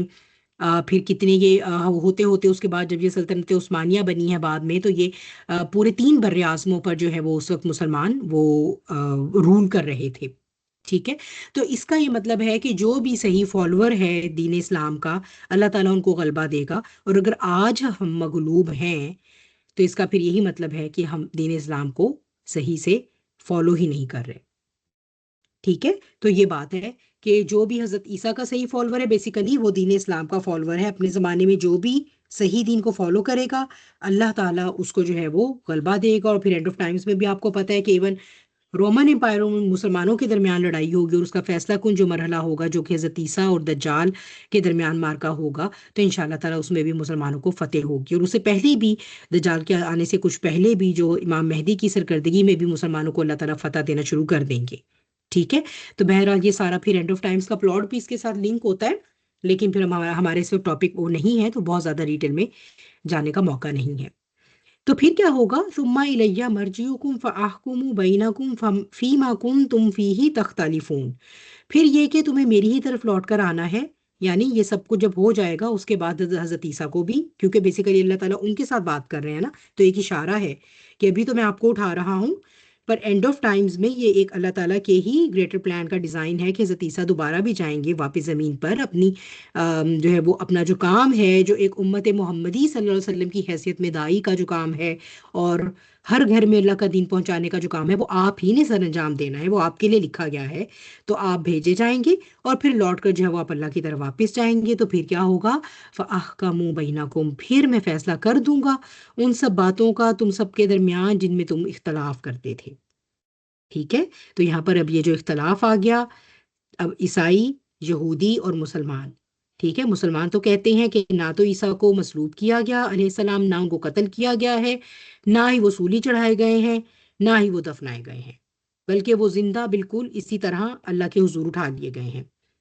یہودی کہتے ہیں کہ بھئی یہ تو کوئی ولد الزنا تھے معاذ اللہ، اور ان کو جو ہے وہ ہم نے مصلوب بھی کر دیا، ان کو ہم نے سولی بھی چڑھایا اور ہم نے ان کو دفنا دیا، ختم ہو گیا قصہ۔ عیسائی کہتے ہیں کہ بہت ظلم ہوا ہے ہمارے خداوند پر اور ان کو مصلوب کیا گیا، سولی چڑھایا گیا، لیکن پھر ہوا یہ کہ چونکہ ان کے اندر ڈیوائن پاورز تھیں، تو تیسرے دن جو کہ ان کا جو وہ ہوتا ہے فرائیڈے کا، وہ جو بھی ان کا ایسٹر جو یہ مناتے ہیں، ٹھیک ہے، وہ ایسٹر ان کا فرائیڈے کو ہوتا ہے نا، سنڈے کو ہوتا ہے، سوری، وہ کہتے ہیں کہ فرائیڈے کو سولی چڑھائے گئے تھے آپ، اور تیسرے دن یعنی سنڈے کو جو ہے وہ آپ زندہ ہو گئے تھے، اسی لیے وہ ہمارے خداوند تھے، اور وہ زندہ ہونے کے بعد وہ پھر اوپر چلے گئے، آسمانوں کی طرف چلے گئے۔ تو اب یہ معاملہ تو بن گیا نا اختلاف کا، تو یہ اختلاف جو ہے وہ اللہ سبحانہ وتعالیٰ اب ان پر اس دن واضح کرے گا، باقی جو یہیں پر ایمان لانا چاہتے ہیں اسی دنیا میں، ان کے لیے اللہ تعالیٰ نے اپنی کتاب میں یہ معاملہ واضح کر دیا ہے، ٹھیک ہے۔ تو یہ وہ اختلاف ہے جس پہ یہ تینوں اس وقت three main branches of Abrahamic religion جو ہیں وہ ڈیوائیڈ ہو چکی ہیں، ٹھیک ہے۔ اچھا، پھر آگے چلتے ہیں اس میں۔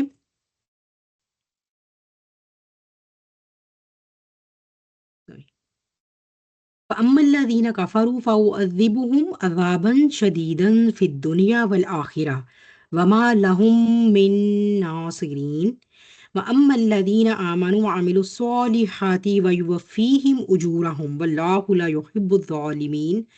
ذالک نتلوہ علیک من الآیات والذکر الحکیم۔ پھر بات وہی آ گئی کہ حضرت عیسیٰ علیہ السلام کی دعوت کے بعد دو گروہ بن گئے ہیں، جو کہ ہر دعوت حق کے نتیجے میں اسی طرح ہی ہوتا ہے کہ کچھ گروہ بن جاتے ہیں، ٹھیک ہے۔ تو جو دو گروہ بنے، ایک وہ گروہ جنہوں نے کفر کیا اور دوسرے وہ لوگ جو ایمان لے کر آئے۔ تو جنہوں نے کفر کیا اب ان کے ساتھ کیا سلوک ہوگا؟ فَأُعَذِّبُهُمْ عَذَابًا شَدِيدًا، ان کو شدید عذاب دیا جائے گا، ٹارچرنگ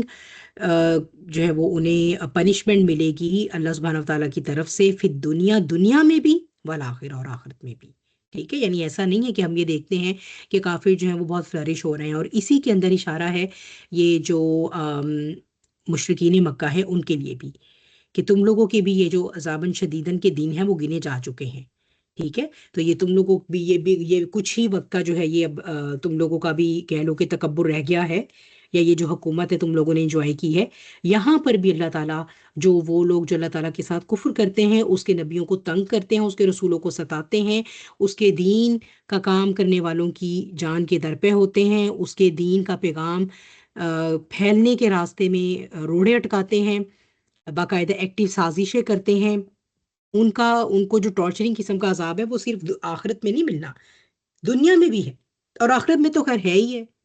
وَمَا لَهُم مِّن ناصرین، اور یہ کہ یہاں دنیا میں تو چلو پھر بھی اپنے الائز کو کوئی اپنے اسلحے کے اوپر الائی کر لیں گے، کوئی اپنے ریسورسز کے اوپر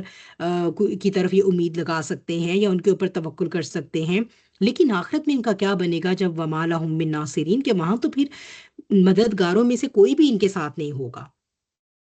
ٹھیک ہے۔ اور یہ ہم پتہ ہے کہ مددگار اس دن کون ہوگا؟ صرف اللہ کی ذات۔ تو ان کا تو پھر اس کا مطلب ہے کہ کوئی مددگار نہیں ہوگا، لیکن یہ کہ اللہ کی دعوت کے نتیجے میں وَأَمَّا الَّذِينَ آمَنُوا وَعَمِلُوا الصَّالِحَاتِ، وہ لوگ جو ایمان لے آئے اور پھر اپنے ایمان کو انہوں نے پروف کیا عمل صالح کر کے، تو پھر کیا ہوا؟ وَيُوَفِّيهِمْ أُجُورَهُمْ، تو ایسا نہیں ہے کہ بظاہر وہ پرسیکیوٹڈ نظر آ رہے ہیں، تو یہ کوئی اللہ کے ہاں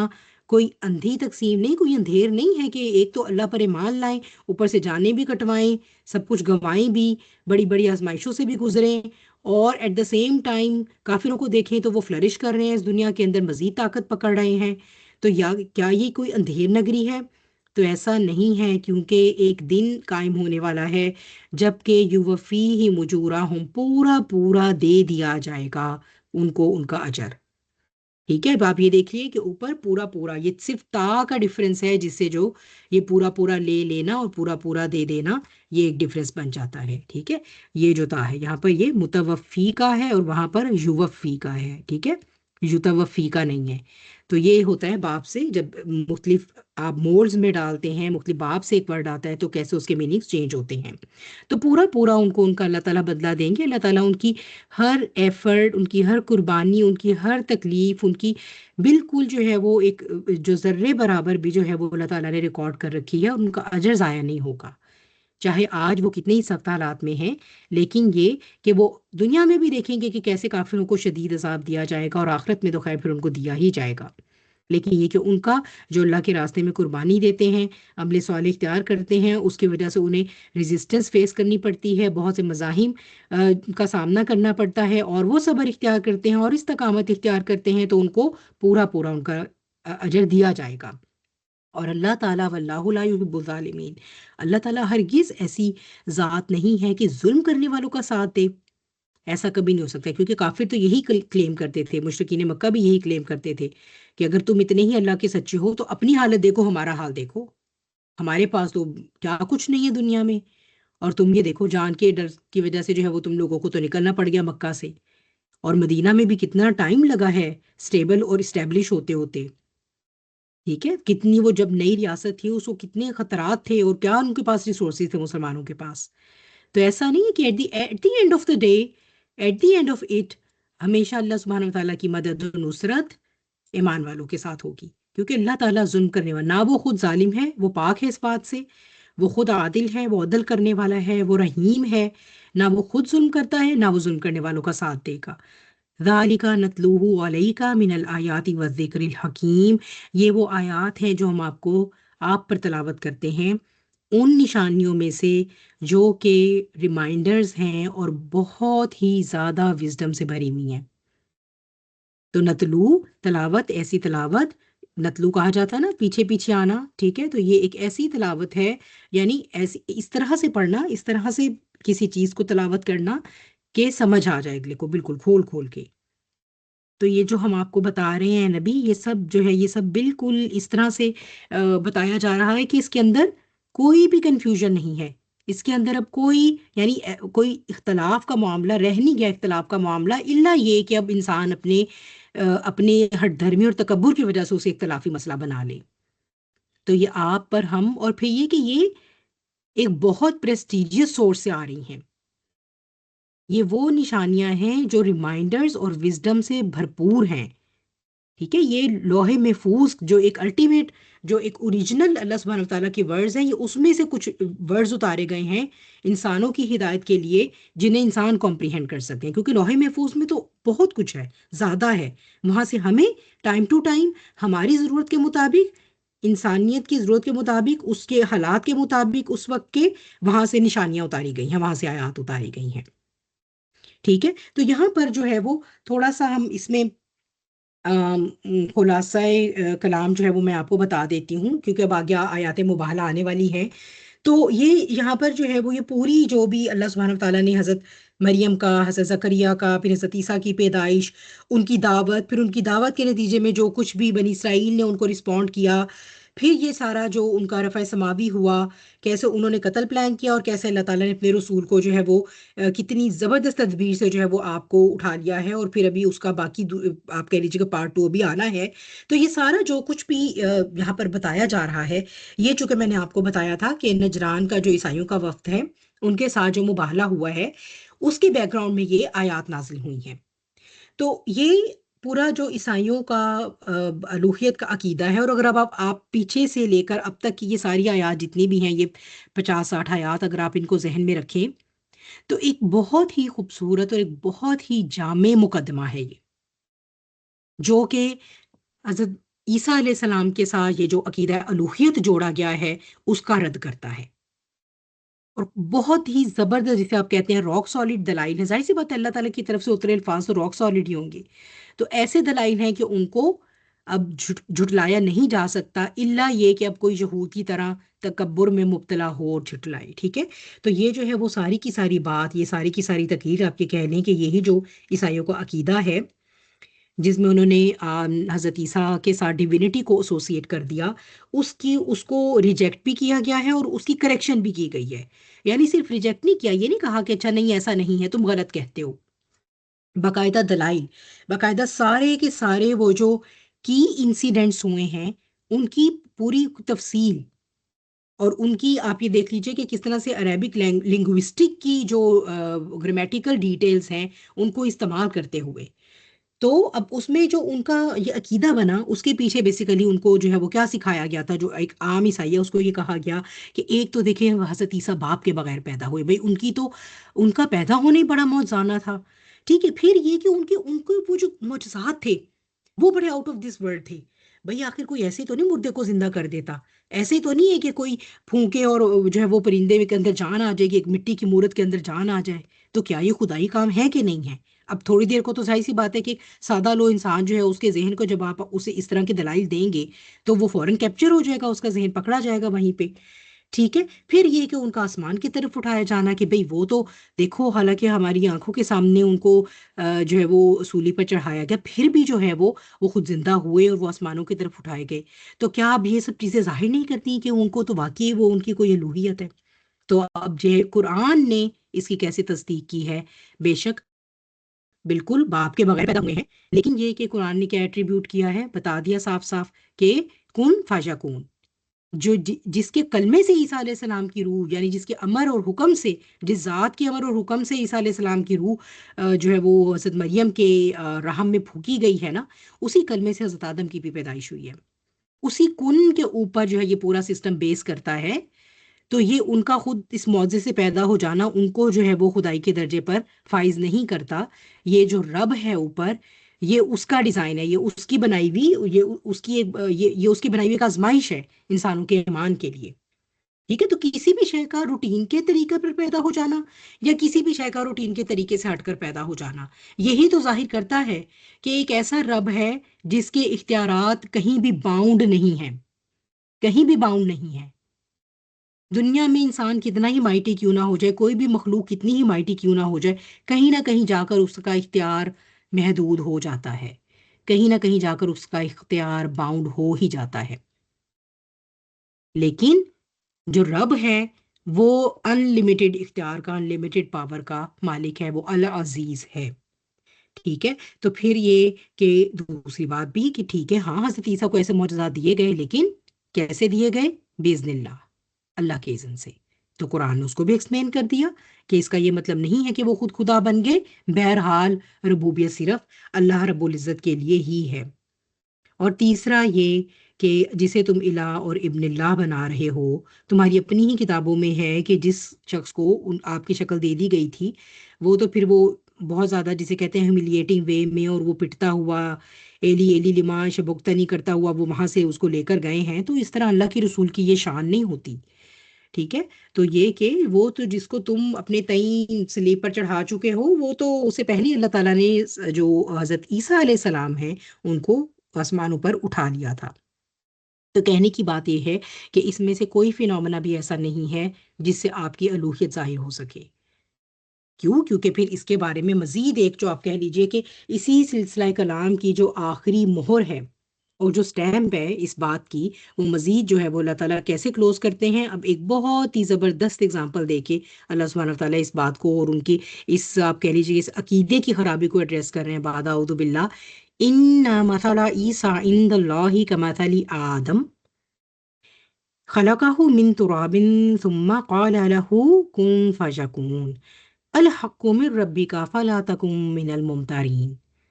تو یہ بہت ہی خوبصورت اللہ تعالیٰ نے ایک دلیل آخری، جسے کہتے ہیں نا کہ آخری پتہ پھینکے بات ہی ختم، کہ اگر تمہیں صرف تخلیق کے اوپر تم اس کو ایکسکیوز بناتے ہو کہ عیسیٰ کو خدائی کو جو ہے وہ اس میں سے خدائی میں سے کوئی حصہ ملنا چاہیے، تو آدم علیہ السلام کے بارے میں تمہارا کیا خیال ہے؟ کیونکہ اللہ کے نزدیک تو ٹھیک ہے، بے شک انا مثلا، بے شک مثال ہے عیسیٰ کی عند اللہ، اللہ کے نزدیک کمثل آدم، آدم کی مثال کی طرح۔ اور آدم کی مثال تو زیادہ کمپلیکیٹڈ ہے، اور آج تک آپ یہ دیکھیے کسی نے بھی حضرت آدم علیہ السلام کو خدا نہیں بنایا، کسی نے بھی نہیں کہا۔ کسی بھی زمانے کے شرک کرنے والے نے حضرت آدم علیہ السلام کو نہیں کہا کہ یہ خدا ہے۔ خلقہ من تراب، اللہ تعالیٰ نے تو انہیں مٹی سے بنایا، اور پھر کیا کہا؟ کن فیکون، یعنی وہ تو ایک نارمل ریپروڈکٹیو فینومینا سے گزرے ہی نہیں، نہ ماں کا ووم تھا، نہ باپ کا نطفہ تھا، نہ وہ 9 مہینے کا پروسیس تھا، نہ کوئی لیبر پینس تھی، نہ کوئی لیبر کا پروسیس تھا۔ ایک پتلا بنایا اللہ تعالیٰ نے مٹی سے، تراب سے، اور اللہ عالم کتنے عرصے میں یہ پورا کام ہوا۔ وہ تراب تو وہ تین، وہ سلسلہ، یعنی وہ مٹی کی بھی ڈفرینٹ سٹیجز تھیں۔ پھر جب اللہ تعالیٰ نے اس کے اندر روح پھونکی تو کلمہ کن کہا اپنا، وہی کلمہ جو کلمت اللہ ہے، جو اللہ تعالیٰ نے حضرت آدم علیہ السلام میں بھی تو خود سے پھونکا نا، تو وہ بھی تو ہو گئے کن فیکون۔ تو یہی کن فیکون حضرت عیسیٰ علیہ السلام کے لیے بھی کہا گیا۔ اور تم مصر ہو کہ ان کے ساتھ تو تم ڈیوینٹی اٹیچ کرتے ہو، تو حضرت آدم علیہ السلام کے ساتھ جو ہے وہ ڈیوینٹی کیوں نہیں اٹیچ کرتے؟ پھر کیا تم لوگوں کا دماغ کام نہیں کرتا؟ اگر تم اتنا ہی عقل پر چلتے ہو، دلیل پہ چلتے ہو، ریزننگ پہ چلتے ہو، تو پھر ریزننگ کے حوالے سے تو حضرت آدم علیہ السلام تم لوگوں کے زیادہ بڑے خدا ہونے چاہیے حضرت عیسیٰ سے۔ پہلے نمبر پہ وہ ہونے چاہیے، دوسرے پہ حضرت عیسیٰ، پھر تو چلو سمجھ بھی آتی ہے۔ تو کہنے کی کیا بات ہے کہ وہی بات جیسے میں نے آپ کو پہلے کہا، نیچرل طریقے سے کسی چیز کی فارمیشن ہو رہی ہے، پیدائش ہو رہی ہے، یا کہ ڈفرینٹ طریقے سے ہو رہی ہے، انیوژول طریقے سے ہو رہی ہے۔ یہ فینومنا صرف یہ بات ظاہر کرتا ہے وَهُوَ الْخَلَّاقُ الْعَلِيمُ، وہ ہر طرح کا پیدا کرنا، ہر طرح کے ریسورسز سے، کسی سے بھی، یا اسکریچ سے بھی، یا نن سے بھی، یا ڈیڈ سے بھی، یا لیونگ سے بھی، کسی بھی طرح کا پیدا کرنا صرف اور صرف اس کی اختیارات کے انلمیٹڈ ہونے کو ریپریزنٹ کرتا ہے۔ کسی بھی معجزے کا وقوع پذیر ہونا اللہ رب العزت کے اختیارات کے کی لامحدودیت کو ظاہر کرتا ہے، نہ کہ اس فینومنا یا جس کے ذریعے وہ فینومنا ہو رہا ہے اس کی ڈیوینٹی کو۔ تو اس سے کچھ ثابت نہیں ہوتا کہ حضرت عیسیٰ اگر بغیر باپ کے پیدا ہو گئے ہیں تو کوئی ان کے اندر ہی کوئی الوہیت آ گئی ہے جو بھی، ٹھیک ہے۔ تو یہ جو ہے وہ بہرحال ایک بالکل، پھر اللہ سبحانہ تعالیٰ نے اس سلسلہ کلام کو، اس سے پہلے کہ آیات مباہلہ آتی، اس سلسلہ کلام کی ایک جسے کہتے ہیں کہ مہر لگا دینا، اتنی خوبصورت بات جو ہے وہ اللہ تعالیٰ نے، کہ آدم کی بات کرتے ہیں پھر وہ تو زیادہ حقدار ہے بھی اس حوالے سے کہ وہ تو ماں اور باپ دونوں کے بغیر پیدا ہوئے۔ تو اے نبی، بے شک اللہ کے نبی تو نہیں شک میں، لیکن کوئی بھی انسان، کوئی ایک ایسا مومن ہے جو ان معاملات کو لے کر اگر اس کے دل میں کبھی بھی شک ہو تو وہ قرآن کی آیات کھول کے پڑھ لے۔ الحق من ربی کا، حق تو میرے رب کی طرف سے ہے، یعنی حق تو وہی ہے جو یہاں پر ہمیں بتا دیا گیا ہے۔ فلا تکم من الممتارین، لہٰذا آپ شک کرنے والوں میں سے نہ ہوں، ٹھیک ہے۔ تو معاذ اللہ سما معاذ اللہ، نبی کریم صلی اللہ علیہ وسلم تو شک کرنے والوں میں سے تھے بھی نہیں کبھی بھی، آپ کا ایمان تو ہمیشہ سے کامل تھا۔ لیکن کہنے کی کیا بات ہے کہ مومنین کے دلوں میں بھی کبھی اگر شک آئے، یا وہ بندہ جو راہ حق کی تلاش میں ان فنامناز کو اسٹڈی کر رہا ہے مختلف کتابوں سے، آپ سوچئے کیا یہ قرآن کا اس اسلوب ایسا اسلوب نہیں ہے کہ کوئی اگر اپنے دل اور آنکھوں سے تعصب کی اینک اتار کر یا تعصب کا پردہ اتار کر ان الفاظ کو پڑھے، خواہ وہ کسی بھی مذہب سے تعلق رکھتا ہو، کیا وہ کنوینس نہیں ہو جائے گا؟ کتنی سب سے یعنی موسٹ کنونسنگ بات اللہ سبحانہ تعالیٰ نے لکھ دی کہ اللہ کے نزدیک تو عیسیٰ کی مثال آدم کی سی ہے۔ تو اس لیے مومنین کو حق کے بارے میں ان کے دلوں میں اب کوئی شک نہیں رہ جانا چاہیے۔ اب آ کر آپ کے ساتھ کوئی قادیانی بحث کرتا ہے، یا کوئی انکار حدیث والا بحث کرتا ہے، یا کوئی جیہووا وٹنس کا کرسچن آ جاتا ہے، کوئی کیتھولک کرسچن ہے، کوئی پروٹیسٹنٹ ہے، کسی کا ایک عقیدہ ہے حضرت عیسیٰ کے بارے میں، کسی کا دوسرا ہے، کوئی جوز آ جاتے ہیں، کوئی بھی آ جائے تو آپ اسے کہہ سکتے ہیں الحق من ربک، کہ آپ کی بات چاہے وہ اپیرنٹلی کتنی ہی کنونسنگ کیوں نہ ہو، لیکن دا ٹروتھ، الحق جو ہے وہ تو اتارا جا چکا ہے اللہ تعالیٰ کی طرف سے، اور وہ جس کتاب کے اندر ہے ہمیں اس قرآن کتاب میں بالکل کوئی شک نہیں ہے، اور اس کے کسی لفظ پر، کسی حرف پر کوئی شک نہیں ہے، الحمدللہ۔ اب آتے ہیں ان آیات کی طرف، اور یہ تھوڑا سا پھر میں آپ کو یہ واقعہ مباہلہ کا بتاتی ہوں انشاءاللہ۔ بعد اعوذ باللہ،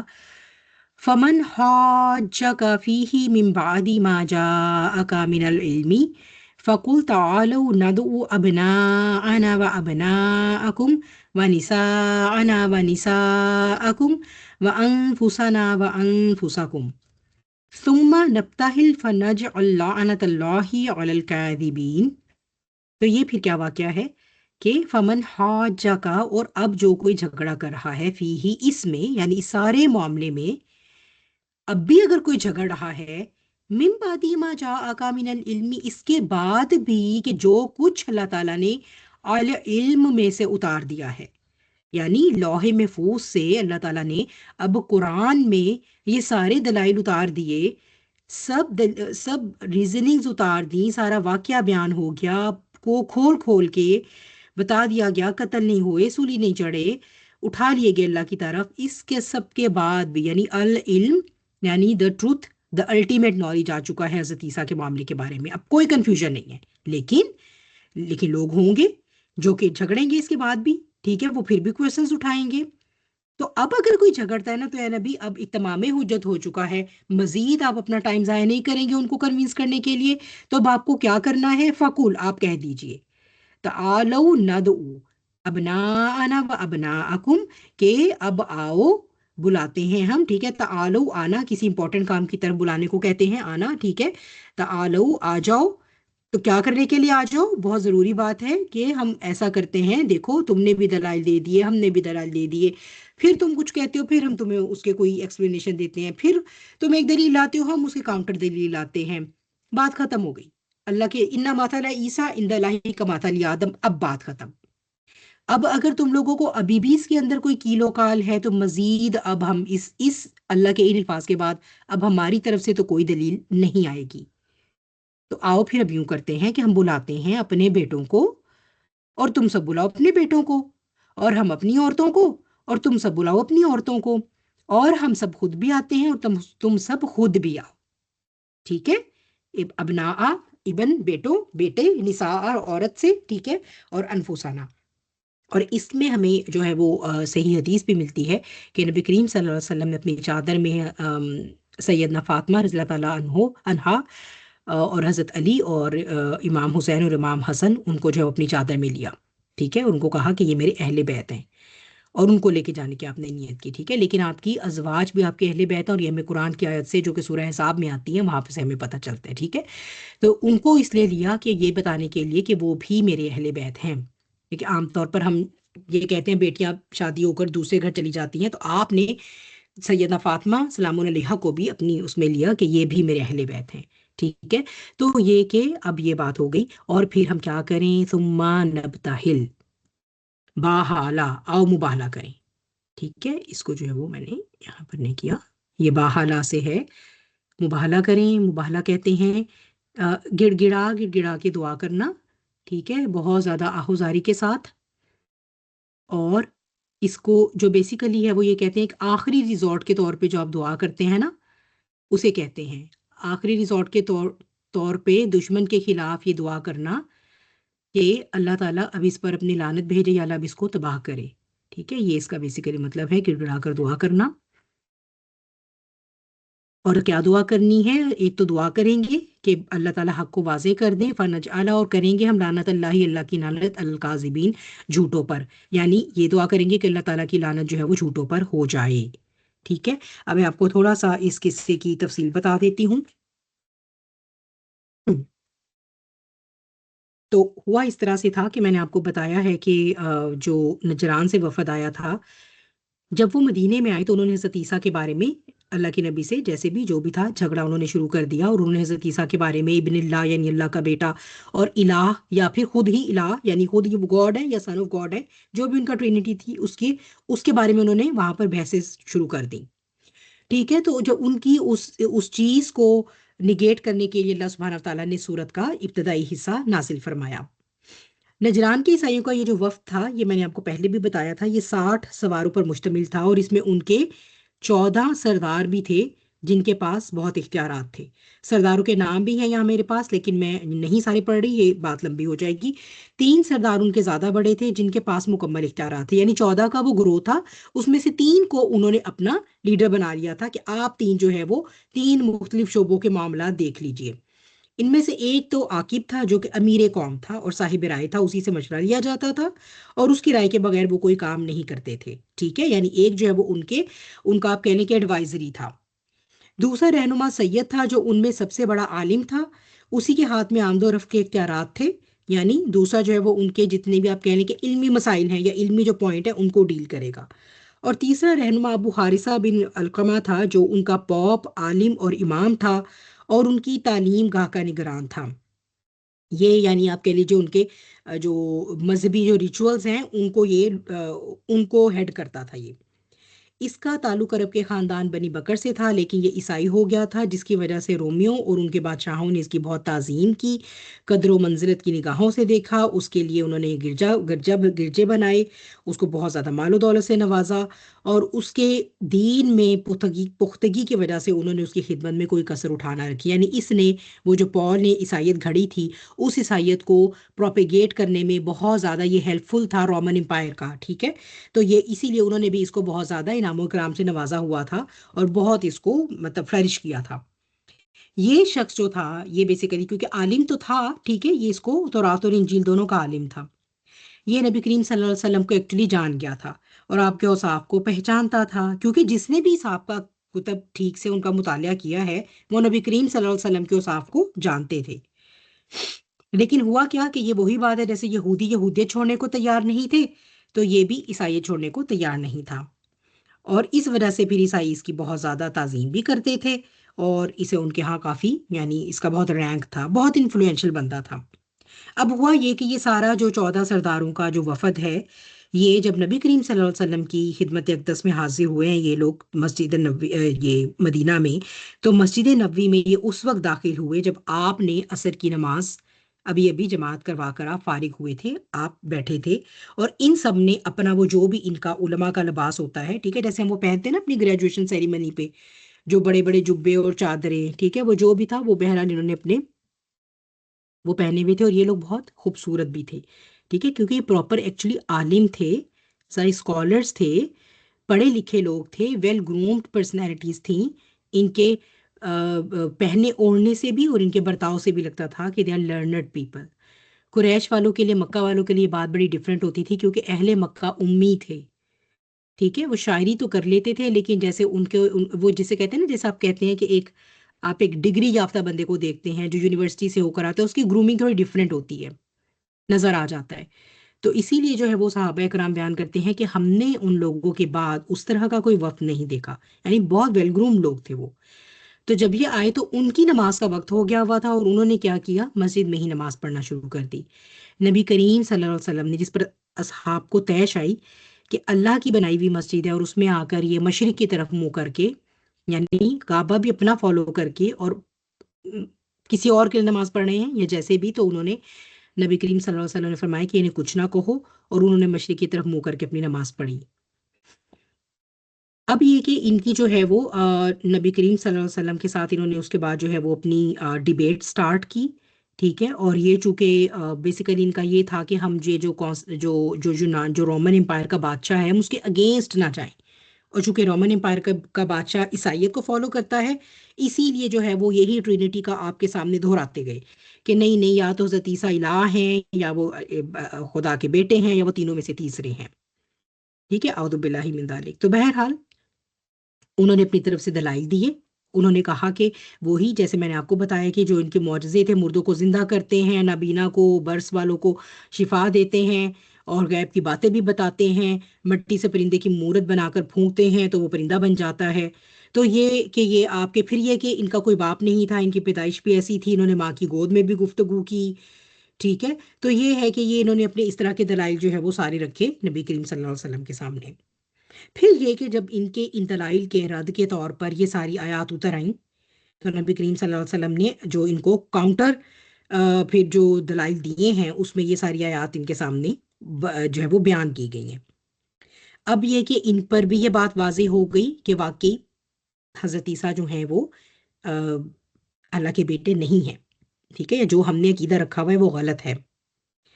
تو اب لیکن پھر بھی جو ہے نا، وہ آپ کی بات کی مخالفت کر رہے تھے. تو اللہ تعالیٰ کی طرف سے یہ آیات آ گئی، آیت مباہلہ آ گئی کہ اب اگر اے اللہ کے نبی، یہ سب بات کمپلیٹ ہو گئی ہے، سارے دلائل، پورا کیس اور مقدمہ قائم ہو چکا ہے، اس کے باوجود بھی اب اگر یہ آپ کے ساتھ مزید بحث اور جھگڑے کے موڈ میں ہیں، تو اب آپ انہیں کہہ دیں کہ آؤ پھر اکٹھے ہوتے ہیں، اس طرح اپنے اپنے گھر والوں کو لے آتے ہیں، خود بھی آتے ہیں، اور اس میں ہم مباہلہ کریں گے. ٹھیک ہے، بہت گڑ گڑا کر اللہ سے دعا کریں گے، اور یہ کہیں گے کہ جو بھی ہم میں سے جھوٹا، اس پر اللہ کی لعنت ہو. تو اب وہ چونکہ سارے اسکالرس تھے، انہوں نے معلوم تھا کہ نبی کریم صلی اللہ علیہ وسلم ایکچولی جو ہے وہ اللہ کے سچے رسول ہیں، اور اتنا دید لحاظ بہرحال ان کے اندر تھا کہ اللہ کے سچے رسول کے سامنے وہ یہ مباہلہ کرنے کی ہمت اپنے اندر نہیں پاتے تھے. تو انہوں نے کہا کہ اے ابو القاسم، یا آپ کی کنیت ہے نبی کریم صلی اللہ علیہ وسلم کی، ہمیں مہلت دو تاکہ ہم غور کر لیں، اور پھر ہم بتا دیں گے کہ یہ جو آپ نے ہمیں کہا ہے، جو چیلنج دیا ہے، ہم اس کے بارے میں کیا ڈیسائیڈ کرتے ہیں. تو انہوں نے وہ ایک رات کی آپ سے مہلت مانگی. اب وہ چلے گئے. اب یہ جتنے بھی ان کے، چونکہ میں نے آپ کو بتایا، ان میں سے جو عاقب تھا وہ ان کا صاحب رائے تھا، یعنی وہ ان کا ایڈوائزری تھا، اور یہ سارے سردار مل کر بیٹھے ہیں اور اب اسے پوچھ رہے ہیں کہ بتاؤ کہ اے عبد المسیح، تمہاری کیا رائے ہے. جیسے ہم عبداللہ نام رکھتے ہیں تو یہ عبد المسیح نام رکھتے ہیں اپنے اندر. تو عبد المسیح یعنی اس عاقب نے کیا کہا کہ اے گروہ نصارہ، واللہ تم یہ جانتے ہو کہ محمد صلی اللہ علیہ وسلم نبی مرسل ہیں، وہ تمہارے نبی کے بارے میں فیصلہ کن خبریں لائے ہیں، اور تمہیں معلوم ہے کہ جو قوم کسی نبی سے مباہلہ کرے تو پھر ان کا نہ کوئی بڑا باقی بچتا ہے نہ چھوٹا. یعنی اتنا ان کو ایمان تھا، اور انہیں معلوم تھا اس بات کا.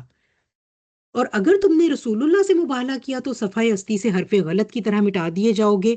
اور اگر تم اپنی دین ہی سے محبت کرنا چاہتے ہو اور اپنے نبی کے بارے میں اپنی ہی بات پر قائم رہنا چاہتے ہو، تو اس شخص سے الوداع ہو کر اپنے شہر کی طرف لوٹ جاؤ.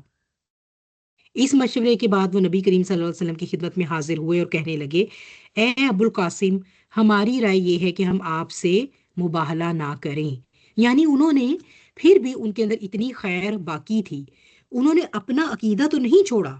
شرک کا جو حضرت عیسیٰ کے بارے میں تھا، حالانکہ وہ یہ مان رہے ہیں کہ بات آپ کی بالکل ٹھیک ہے، وہ سب ہے اور آپ اللہ کے نبی ہیں، اس لیے ہم آپ سے مباہلہ نہیں کرتے، کیونکہ ظاہر سی بات ہے ان دیٹ کیس تو وہ خود ہی مان رہے ہیں کہ ہم جھوٹے ہوں گے، اور اگر ہم نے خود اگر مباہلہ کر کے اللہ کے نبی کے ساتھ اور اپنے اوپر اللہ کی لعنت کمائی تو ہمارا تو پھر ستیہ ناش ہو جائے گا. لہٰذا یہ انہوں نے مان لیا کہ ہم اپنا دین نہیں چھوڑیں گے، لیکن ہم آپ کے ساتھ مباہلہ نہیں کرتے۔ تو ان کے اندر پھر بھی اتنی خیر تھی، انہوں نے کہا کہ آپ کو ہم آپ کے دین پر چھوڑ دیتے ہیں اور ہمیں آپ اپنے دین پر رہنے دیں۔ ہاں البتہ اپنے ساتھیوں میں سے آپ اپنے پسند کے کسی ایک آدمی کو ہمارے ساتھ بھیج دیں تاکہ وہ مالی امور میں ہمارے چند باہمی اختلافات کا فیصلہ کر دے، کیونکہ آپ لوگ ہمارے نزدیک پسندیدہ ہیں۔ ٹھیک ہے، اور یہ ہمیں جو ہے وہ سیرت النبویہ حضرت اسحاق کی جو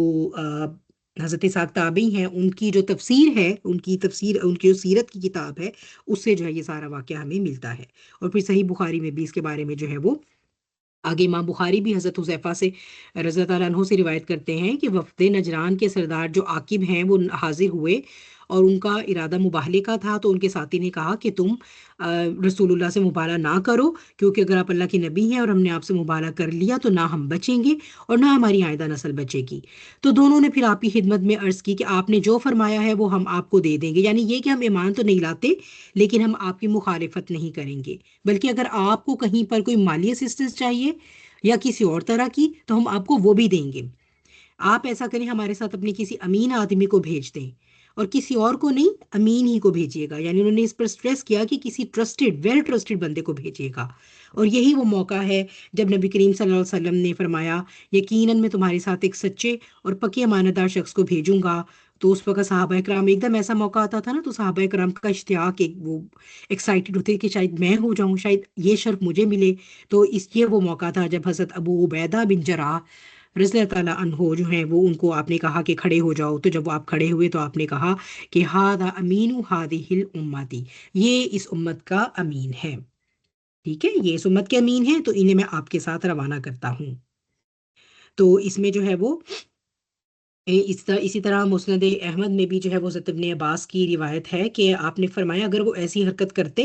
یعنی یہودی موت کی تمنا کرتے اور مر جاتے اور جہنم میں اپنے ٹھکانے دیکھ لیتے، اور اگر عیسائی رسول اللہ سے مباہلے کے لیے نکلتے تو وہ اس طرح لوٹتے کہ نہ ان کا مال بچتا اور نہ اہل و عیال۔ اور یہ بھی امام بخاری کی حدیث بھی ہے اور ترمذی میں بھی ہے اور نسائی میں بھی ہے۔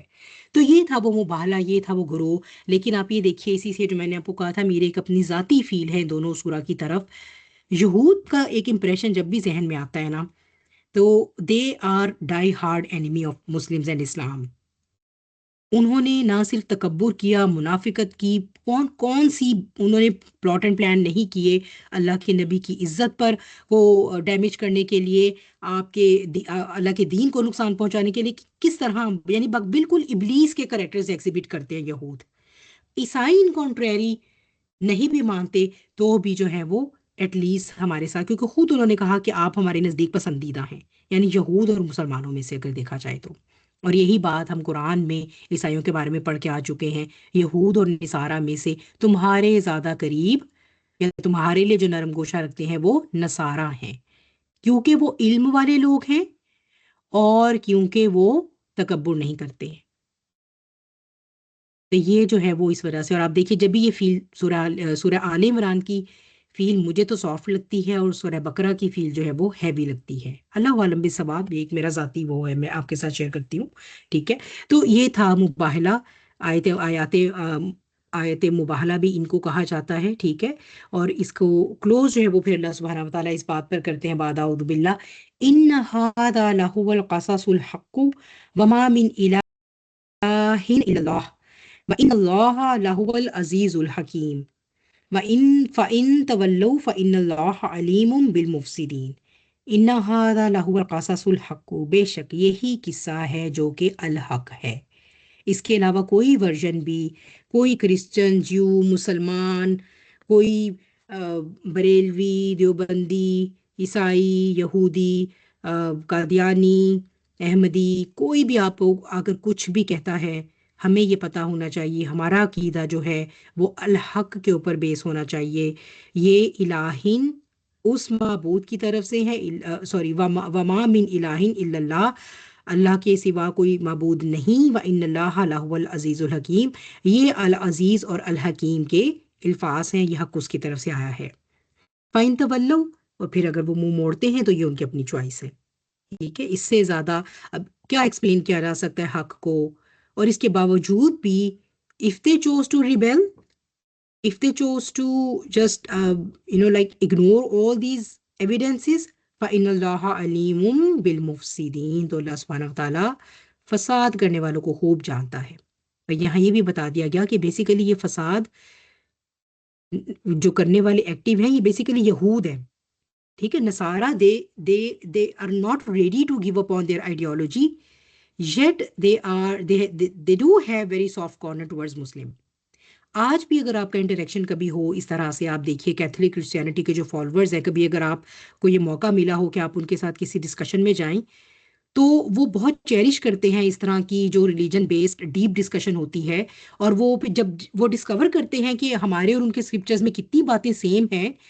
تو وہ اس بات سے بہت انسپائر ہوتے ہیں, بڑا ریلیٹ کرتے ہیں. ابھی بھی اگر آپ دیکھیں تو ان کے دلوں میں خیر. بہرحال یہ جو یہود ہیں, یہ جو صہیونی ہیں آج کے, یہ ان کی نسبت ان کے دل جو ہیں وہ بہت نرم ہیں. وآخر دعوانا ان الحمد للہ رب العالمین. اعوذ باللہ من الشیطان الرجیم, بسم اللہ الرحمن الرحیم. والعصر ان الانسان لفی خسر